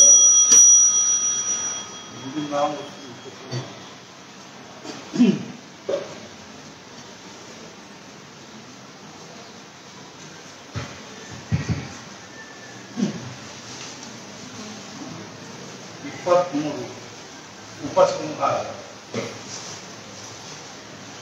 ಸರ್ವಸಾಮಾನ್ಯ ಮನುಷ್ಯನು ಪ್ರಪಂಚದಲ್ಲಿ ಸಮಾಧಾನ ಪ್ರಾಪ್ತಿಗಾಗಿಯೇ ತೊಡಗಿರುತ್ತಾರೆ. ಕಳೆದುಕೊಂಡ ಸಮಾಧಾನವನ್ನು ತಿರುಗಿ ಪಡೆಯುವುದಕ್ಕಾಗಿ ಅಹೋರಾತ್ರಿ ಪ್ರಯತ್ನಶೀಲರಾಗಿರುತ್ತಾರೆ. ಭಗವಂತ ಸಮಾಧಾನ ಸ್ವರೂಪವಿರುವುದೆಂದು ತಿಳಿದು ಬುದ್ಧಿವಂತರಾದವರು ಜೀವನದಲ್ಲಿ ಅವನ ಶೋಧ ಮಾಡುತ್ತಾರೆ. ಅನೇಕ ಪ್ರಕಾರದ ಚಿಂತನೆಯಿಂದ ಹಾಗೂ ಸಾಧನೆಗಳಿಂದ ಅವನನ್ನು ಪಡೆಯುತ್ತಾರೆ. ಬುದ್ಧಿಯ ಜ್ಞಾನವು ಸ್ವಯಂ ಪ್ರಕಾಶ ಅಲ್ಲದರಿಂದ ಅದು ಸಮಾಧಾನವನ್ನು ಕೊಡಲಾರದು. ಕರ್ತೃತ್ವ ಭಾವನೆಯ ಅಭಿಮಾನ ಬಿಟ್ಟು ಯಾರು ಭಗವಂತನಿಗೆ ಶರಣು ಹೋಗುತ್ತಾರೋ ಅವರ ಮನಸ್ಸು ವಿಶ್ವ ಮನಸ್ಸಿನೊಂದಿಗೆ ತಾದಾತ್ಮ್ಯ ಹೊಂದುತ್ತದೆ. ನಾನು ದೇಹವಲ್ಲ, ಆನಂದ ಸ್ವರೂಪ ಆತ್ಮನಿರುತ್ತೇನೆ ಎಂಬ ಅನುಭವ ಬಂದು ಸಂಪೂರ್ಣ ಸಮಾಧಾನವು ಲಭಿಸುತ್ತದೆ. ನಾಮಸ್ಮರಣೆಯಿಂದ ಮನಸ್ಸು ನಿರ್ಮಲ ಹಾಗೂ ವಿಶಾಲವಾಯಿತೆಂದರೆ ಅದರಲ್ಲಿ ಸ್ವಯಂ ಪ್ರಕಾಶದ ಆತ್ಮಸ್ವರೂಪವು ಸ್ಪಷ್ಟವಾಗಿ ತೋರುತ್ತದೆ. ದೇಹ ಬುದ್ಧಿಯ ಆಸಕ್ತಿಯು ಬೆಳೆಯಿತೆಂದರೆ ದೇಹ ಸುಖದ ಅಭಿಲಾಷೆ ಬೆಳೆಯುತ್ತದೆ. ಈ ಅಭಿಲಾಷೆ ಬೆಳೆದಂತೆ ಇಂದ್ರಿಯಗಳ ಅಪೇಕ್ಷೆಯನ್ನು ಪೂರ್ಣ ಮಾಡಬೇಕಾಗುತ್ತದೆ. ಇದರಿಂದ ಸುಖ ದುಃಖದ ಆಘಾತಗಳಾಗುತ್ತವೆ ಹಾಗೂ ಸ್ವಪ್ನದಲ್ಲೂ ಮನುಷ್ಯನಿಗೆ ಸಮಾಧಾನ ಸಿಗುವುದಿಲ್ಲ. ಇಂದ್ರಿಯ ಸುಖದಲ್ಲಿ ಮಗ್ನವಾದ ಮನಸ್ಸನ್ನು ನಾಮಸ್ಮರಣದಿಂದ ಭಗವಂತನ ಪಾದದಲ್ಲಿ ಜೋಡಿಸಿದ್ದಾದರೆ ಮೊದಲು ಬೇಕು ಬೇಡೆಂಬ ಭಾವಗಳು ಕ್ಷೀಣವಾಗುತ್ತವೆ. ಅವು ಕ್ಷೀಣವಾದವೆಂದರೆ ಸಂಕಲ್ಪ ವಿಕಲ್ಪ ಕಡಿಮೆಯಾಗುತ್ತವೆ. ಇವು ಕಡಿಮೆಯಾದವೆಂದರೆ ಕರ್ತೃತ್ವ ಭಾವನೆ ಅಭಿಮಾನವು ಕಲಿತವಾಗಿ ಭಗವಂತನ ಕರ್ತೃತ್ವವು ಅನುಭವಕ್ಕೆ ಬರುತ್ತದೆ. ಈ ರೀತಿಯಾಗಿ ಅನುಭವ ಬಂದಿತೆಂದರೆ ಕರ್ಮದ ಜಂಜಾಟದಲ್ಲಿ ಸುಖ ದುಃಖಗಳ ಚಕ್ರವು ತಿರುಗುತ್ತಿದ್ದರೂ ಮನುಷ್ಯನ ಮನಸ್ಸು ಸ್ವಾನಂದದಲ್ಲಿ ತೇಲುತ್ತಿರುತ್ತದೆ. ಜಗತ್ತಿನ ಕರ್ಮ ಜಂಜಾಟದಲ್ಲಿಯೂ ನಮ್ಮ ಸಮಾಧಾನವನ್ನು ಅಭಂಗವಾಗಿಟ್ಟುಕೊಳ್ಳುವ ಕಲೆಗೆ ಸಹಜ ಸಮಾಧಿ ಎನ್ನುತ್ತಾರೆ. ಪ್ರತಿಯೊಬ್ಬ ಮನುಷ್ಯನಿಗೂ ಈ ಸಹಜ ಸಮಾಧಿಯ ಮೇಲೆ ಜನ್ಮ ಸಿದ್ಧ ಅಧಿಕಾರವಿರುತ್ತದೆ. ಇದನ್ನು ಅನುಭವಿಸುವುದಕ್ಕಾಗಿಯೇ ಮನುಷ್ಯನಾಗಿ ಹುಟ್ಟಿ ಬಂದಿರುತ್ತಾನೆ. ಅದನ್ನು ಸಾಧಿಸಲು ಬೇಕಾಗುವ ಎಲ್ಲ ಸಾಮರ್ಥ್ಯ ಹಾಗೂ ಸಾಧನ ಸಾಮಗ್ರಿಗಳು ಪ್ರತಿಯೊಬ್ಬನಲ್ಲಿರುತ್ತವೆ. ವಿವೇಕದಿಂದ ಪ್ರಾಪ್ತವಾದ ಅವಕಾಶದ ಸರಿಯಾದ ಉಪಯೋಗ ಮಾಡಿಕೊಂಡು ಭಗವಂತನ ಮಾರ್ಗದ ಮೇಲೆ ನಡೆಯಲು ಪ್ರಾರಂಭಿಸುವವನ ಹಿಂದೆ ಭಗವಂತನು ಸದ್ರೂಪದಿಂದ ಯಾವಾಗಲೂ ಇರುತ್ತಾನೆ ಹಾಗೂ ಅವನಿಗೆ ಎಲ್ಲ ರೀತಿಯ ಸಹಾಯ ಒದಗಿಸಿ ಸಮಾಧಾನದವರೆಗೆ ತಲುಪಿಸುತ್ತಾನೆ. ಸಹಜ ಸಮಾಧಿ ಅನುಭವಿಸುವ ಮನುಷ್ಯನು ಸ್ಥಿತಪ್ರಜ್ಞನಾಗಿರುತ್ತಾನೆ ಹಾಗೂ ಅವನೇ ಸತ್ಪುರುಷರಿಗೆ ಆದರ್ಶನಾಗಿರುತ್ತಾನೆ. ಸಹಜ ಸಮಾಧಿಯಿಂದ ಕೂಡಿದ ಜೀವನವೆಂದರೆ ತ್ರಿವೇಣಿ ಸಂಗಮ ಇದ್ದಂತೆ. ಅಲ್ಲಿ ಭಕ್ತಿ ಎಂಬ ಗಂಗಾ, ವ್ಯವಹಾರವೆಂಬ ಯಮುನಾ ಹಾಗೂ ಸ್ವಾನಂದವೆಂಬ ಸರಸ್ವತಿ ಇರುತ್ತವೆ. ಈ ಮೂರು ನದಿಗಳ ಸಂಗಮವಾಗಿ ಅದು ಪರಮಾತ್ಮವೆಂಬ ಕ್ಷೀರ ಸಮುದ್ರಕ್ಕೆ ಮೂಡುತ್ತದೆ. ಮನುಷ್ಯನು ಜ್ಞಾನಿಯೇ ಆಗಿರಲಿ ಅಥವಾ ಅಜ್ಞಾನಿಯೇ ಆಗಿರಲಿ ಅವನಿಗೆ ಕರ್ಮವೇನು ಬಿಡಲಾರದು. ಆದ್ದರಿಂದ ಪ್ರಾರಬ್ಧಾನುಸಾರ ಕರ್ಮ ಮಾಡುವಾಗಲೂ ನಾನು ಆನಂದ ರೂಪ ಆತ್ಮನೇ ಆಗಿರುತ್ತೇನೆ ಎಂಬ ಆತ್ಮಬುದ್ಧಿ ಹೊಂದುವ ಅಭ್ಯಾಸವೇ ಸಹಜ ಸಮಾಧಿಯನ್ನು ಅನುಭವಿಸುವ ಸಾಧನೆಯಾಗಿರುತ್ತದೆ. ನಾಮಸ್ಮರಣೆ ಹಾಗೂ ಕುಂಡಲಿನಿ. ನಮ್ಮ ಹೃದಯದಲ್ಲಿ ನಾನು ಇರುವುದಿಲ್ಲ, ಪರಮಾತ್ಮನು ಇರುತ್ತಾನೆ ಎಂಬ ಸಾಕ್ಷಾತ್ ಅನುಭವ ಬರುವುದೇ ಎಲ್ಲ ಸಾಧನೆಗಳ ಮಧ್ಯಬಿಂದು ಆಗಿರುತ್ತದೆ. ಸತ್ಯವಲ್ಲದ ನಾನು ಅಂದರೆ ಅಹಮ್ಮನ್ನು ನಾಶಗೊಳಿಸುವ ದೊಡ್ಡ ಶಕ್ತಿಯು ನಾಮದಿಂದಲೇ ನಿರ್ಮಾಣವಾಗುತ್ತದೆ. ವಾಸ್ತವಿಕವಾಗಿ ಪ್ರತಿಯೊಬ್ಬ ಮನುಷ್ಯನಲ್ಲಿಯೂ ಆಧ್ಯಾತ್ಮಿಕ ಶಕ್ತಿಯ ಸ್ರೋತವು ಮುಕ್ತವಾಗಿ ಇರುತ್ತದೆ. ಅದಕ್ಕೆ ಕುಂಡಲಿನಿ ಅನ್ನುತ್ತಾರೆ. ನಾಮಸ್ಮರಣೆಯಿಂದ ಕುಂಡಲಿನಿ ಶಕ್ತಿಯು ಜಾಗೃತವಾಗುತ್ತದೆ. ಭಗವಂತನ ಶಕ್ತಿಗೆ ಮಾಯೆ ಅನ್ನುತ್ತಾರೆ ಹಾಗೂ ಜೀವದ ಶಕ್ತಿಗೆ ವಾಸನೆ ಅನ್ನುತ್ತಾರೆ. ಮನುಷ್ಯನ ಶರೀರದಲ್ಲಿ ಇವೆರಡು ಶಕ್ತಿಗಳು ನಾಭಿಯ ಹತ್ತಿರ ಅಂದರೆ ಮಣಿಪೂರ ಚಕ್ರದ ಹತ್ತಿರ ಇರುತ್ತವೆ. ಕುಂಡಲಿನಿಯು 3.5 ಸುತ್ತು ಉಳ್ಳದಿರುತ್ತದೆ ಅನ್ನುತ್ತಾರೆ. ಇದರ ಅರ್ಥವೇನೆಂದರೆ ಆ ಶಕ್ತಿಗೆ 3.5 ಪದರುಗಳಿರುತ್ತವೆ. ಸ್ಥೂಲ ಜಗತ್ತಿನಲ್ಲಿ ವಿದ್ಯುತ್ತಿನಂತೆ ಕಾರ್ಯ ಮಾಡುವ ಶಕ್ತಿಯು ಮೊದಲನೇ ಪದರದಿಂದ ತಿಳಿಯಬೇಕು. ಸ್ಥೂಲ ವಸ್ತುಗಳನ್ನು ಒಳಗೆ ಇದ್ದು ಜೀವಂತತನದಿಂದ ಸಜೀವ ವಸ್ತುಗಳನ್ನು ಬದುಕಿಸಿಡುವುದು ಎರಡನೇ ಪದರದಿಂದ ತಿಳಿಯಬೇಕು. ಸಜೀವಗಳ ಅಂತರಂಗದಲ್ಲಿ ಅಂತಃಕರಣದ ರೂಪದಲ್ಲಿದ್ದು ಸುಖ ದುಃಖಗಳ ಅನುಭವ ತಂದುಕೊಡುವ ಶಕ್ತಿಯು 3ನೇ ಪದವು ಎಂದು ತಿಳಿಯಬೇಕು. ಜ್ಞಾನಿ ಪುರುಷನ ಹೃದಯದಲ್ಲಿ ಪ್ರತಿಭೆಯ ರೂಪದಿಂದ ಪ್ರಕಟವಾಗುವ ಶಕ್ತಿಯು ಕೊನೆಯ ಅರ್ಥ ಪದವು ಎಂದು ತಿಳಿಯಬೇಕು. ಮೊದಲನೇ 3 ಪದರಗಳು ಎಲ್ಲ ಸಜೀವ ಪ್ರಾಣಿಗಳಲ್ಲಿ ಅನುಭವಕ್ಕೆ ಬರುತ್ತವೆ. ಅಷ್ಟೇ ಅಲ್ಲದೆ ಅವು ಒಂದಕ್ಕೊಂದು ಅತ್ಯಂತ ಹತ್ತಿಕೊಂಡಿರುತ್ತವೆ. ಆದರೆ ಪ್ರತಿಭೆ ಕ್ವಚಿತ್ತಾಗಿ ನೋಡಲು ಸಿಗುತ್ತದೆ. ಅದೇ ರೀತಿ ಅದು ಒಮ್ಮೊಮ್ಮೆ ಪ್ರಕಟವಾಗುತ್ತದೆ ಹಾಗೂ ಒಮ್ಮೊಮ್ಮೆ ಅಪ್ರಕಟವಾಗಿರುತ್ತದೆ. ಆದ್ದರಿಂದ ಅದಕ್ಕೆ ಅರ್ಧಶಕ್ತಿ ಎನ್ನುತ್ತಾರೆ. ಓಂಕಾರದ ಪ್ರಸಿದ್ಧ 3 ಮಾತ್ರ ಇವೇ ಆಗಿರುತ್ತವೆ. ಕೊನೆಯ ಅರ್ಧ ಮಾತ್ರ ನಿಜವಾಗಿಯೂ ಆಧ್ಯಾತ್ಮಿಕ ಶಕ್ತಿಯಾಗಿರುತ್ತದೆ. ನಾಮಸ್ಮರಣೆಯ ಅಭ್ಯಾಸ ಮಾಡತೊಡಗಿರುವುದನ್ನೇ ನಿಧಾನವಾಗಿ ಮನೋಲಯವಾಗುತ್ತಾ ಹೋಗುತ್ತದೆ. ಮನೋಲಯವಾಗುತ್ತಾ ಹೋದಂತೆ ಲಯವಾಗತೊಡಗುತ್ತದೆ. ಲಯವಾಗತೊಡಗಿತೆಂದರೆ ಪ್ರಕಾಶ ಹಾಗೂ ನಾದ ಇವುಗಳ ಅನುಭವ ಬರುತ್ತದೆ. ಜಾಗೃತ ಅವಸ್ಥೆಯ ವರ್ಣವನ್ನು ಗಾಢ ರಕ್ತವರ್ಣವೆಂದು ತಿಳಿಯುತ್ತಾರೆ. ನಾಮಸ್ಮರಣೆ ಮಾಡುತ್ತಾ ದೇಹದ ವಿಸ್ಮರಣೆಯಾಗತೊಡಗಿತೆಂದರೆ ಮನಸ್ಸು ಸ್ಥಿರವಾಗಿ ಕ್ಷಣ ಹೊತ್ತು ನಾನು ಎಲ್ಲಿ ಇರುವೆನೆಂಬುದರ ವಿಸ್ಮರಣೆಯಾಗಿ ಈ ರಕ್ತವರ್ಣ ಕಾಣತೊಡಗುತ್ತದೆ. ಎಷ್ಟೋ ವೇಳೆ ಅದು ಕಾಣುತ್ತಿರುವುದು ಸಾಧಕನಿಗೆ ಗೊತ್ತೇ ಆಗುವುದಿಲ್ಲ. ಅನಂತರ ನಾಮಸ್ಮರಣೆಯು ಅಧಿಕ ಅಭ್ಯಾಸವಾಯಿತೆಂದರೆ ನಾಮವು ಮನಸ್ಸಿನ ಕೆಳಗಿನ ಆವರಣದಲ್ಲಿ ಪ್ರವೇಶಿಸುತ್ತದೆ. ಸ್ವಪ್ನದಲ್ಲಿಯೂ ಅದು ನಡೆದದ್ದು ತಿಳಿಯುತ್ತದೆ. ಆಗ ಸೂಕ್ಷ್ಮ ದೇಹದ ಮಂದ ಶುಭ್ರವನ್ನು ಕಾಣತೊಡಗುತ್ತದೆ. ಈ ಬಣ್ಣವು ಬೆಳ್ಳಗಿರುವುದೇನೋ ನಿಜ, ಆದರೆ ಬೆಳ್ಳಿಯಂತೆ ಬೆಳ್ಳಗಾಗಿರುವುದೇ ಸುಣ್ಣದಂತೆ ಬೆಳ್ಳಗಾಗಿರುತ್ತದೆ. ಸಾಧಕನು ಇಲ್ಲಿವರೆಗೆ ಮುಟ್ಟಿದನೆಂದರೆ ಅವನಿಗೆ ಸ್ವಲ್ಪ ಪ್ರಯತ್ನದಿಂದಲೇ ಯಾವಾಗ ಬೇಕಾದಲ್ಲಿ ನಾಮಸ್ಮರಣೆಯಲ್ಲಿ ಚಿತ್ತವನ್ನು ತೊಡಗಿಸಲು ಬರುತ್ತದೆ. ಮನಸ್ಸಿನಲ್ಲಿಯೇ ನಾಮ ನಡೆಯುತ್ತಿರುತ್ತದೆ ಹಾಗೂ ಉದ್ಯೋಗ ವ್ಯವಸಾಯಗಳು ಯಥಾವತ್ತಾಗಿ ನಡೆಯುತ್ತಿರುತ್ತವೆ. ಪಶ್ಯಂತಿಯಲ್ಲಿಯ ನಾಮವು ಇದೇ ಆಗಿರುತ್ತದೆ.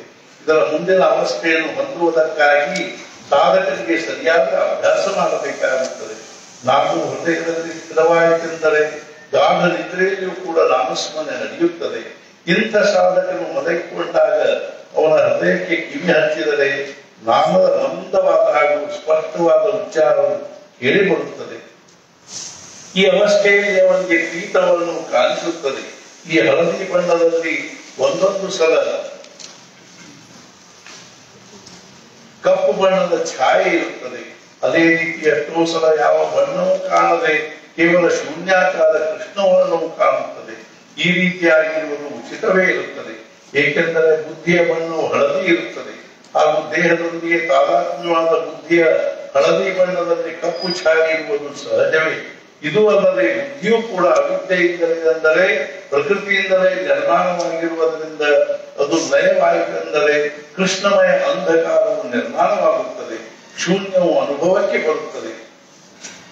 ಸಾಧಕನು ಇಲ್ಲಿಯವರೆಗೆ ಬಂದನೆಂದರೆ ಅವನ ಶಕ್ತಿಯ 3 ಪದರುಗಳನ್ನು ದಾಟಿದನೆಂದು ಹೇಳಲು ಅಡ್ಡಿ ಇಲ್ಲ. ಅವನು ಶಕ್ತಿಯ 3 ಪದರಗಳನ್ನು ದಾಟಿದನೆಂದು ಹೇಳಲು ಅಡ್ಡಿ ಇಲ್ಲ.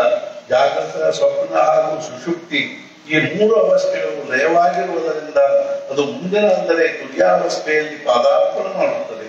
ಅಲ್ಲಿ ಅಜಪಾಜಪ ನಡೆಯುತ್ತದೆ ಹಾಗೂ ಅವನಿಗೆ ನೀಲ ಬಿಂದುವಿನ ದರ್ಶನವಾಗುತ್ತದೆ.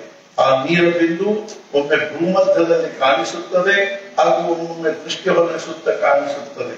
ಕೆಲವು ಸಾಧಕರಿಗೆ ಮೊದಲದು ಸೂಕ್ಷ್ಮ ಅನುರೂಪದಲ್ಲಿ ಕಾಣಿಸುತ್ತದೆ. ಅನಂತರ ನಿಧಾನವಾಗಿ ಅದರ ವಿಸ್ತಾರವು ಬೆಳೆಯುತ್ತಾ ಕೊನೆಗೆ ಅದರಲ್ಲಿ ಮುಳುಗಿ ಹೋಗುತ್ತಾನೆ. ಈ ಅವಸ್ಥೆಯಲ್ಲಿ ಕುಂಡಲಿಯು ನಿಜವಾಗಿಯೂ ಜಾಗೃತವಾಗಿರುತ್ತದೆ ಹಾಗೂ ಅದು ಊರ್ಧ್ವವಾಗುತ್ತಾ ಹೋದಂತೆ ಸಾಧಕನ ಅಧೀನರಾಗುತ್ತಾನೆ. ಭಕ್ತಿ ಮಾರ್ಗದಲ್ಲಿ ಇದಕ್ಕೆ ಭಗವಂತನ ಕೃಪೆ ಅನ್ನುತ್ತಾರೆ.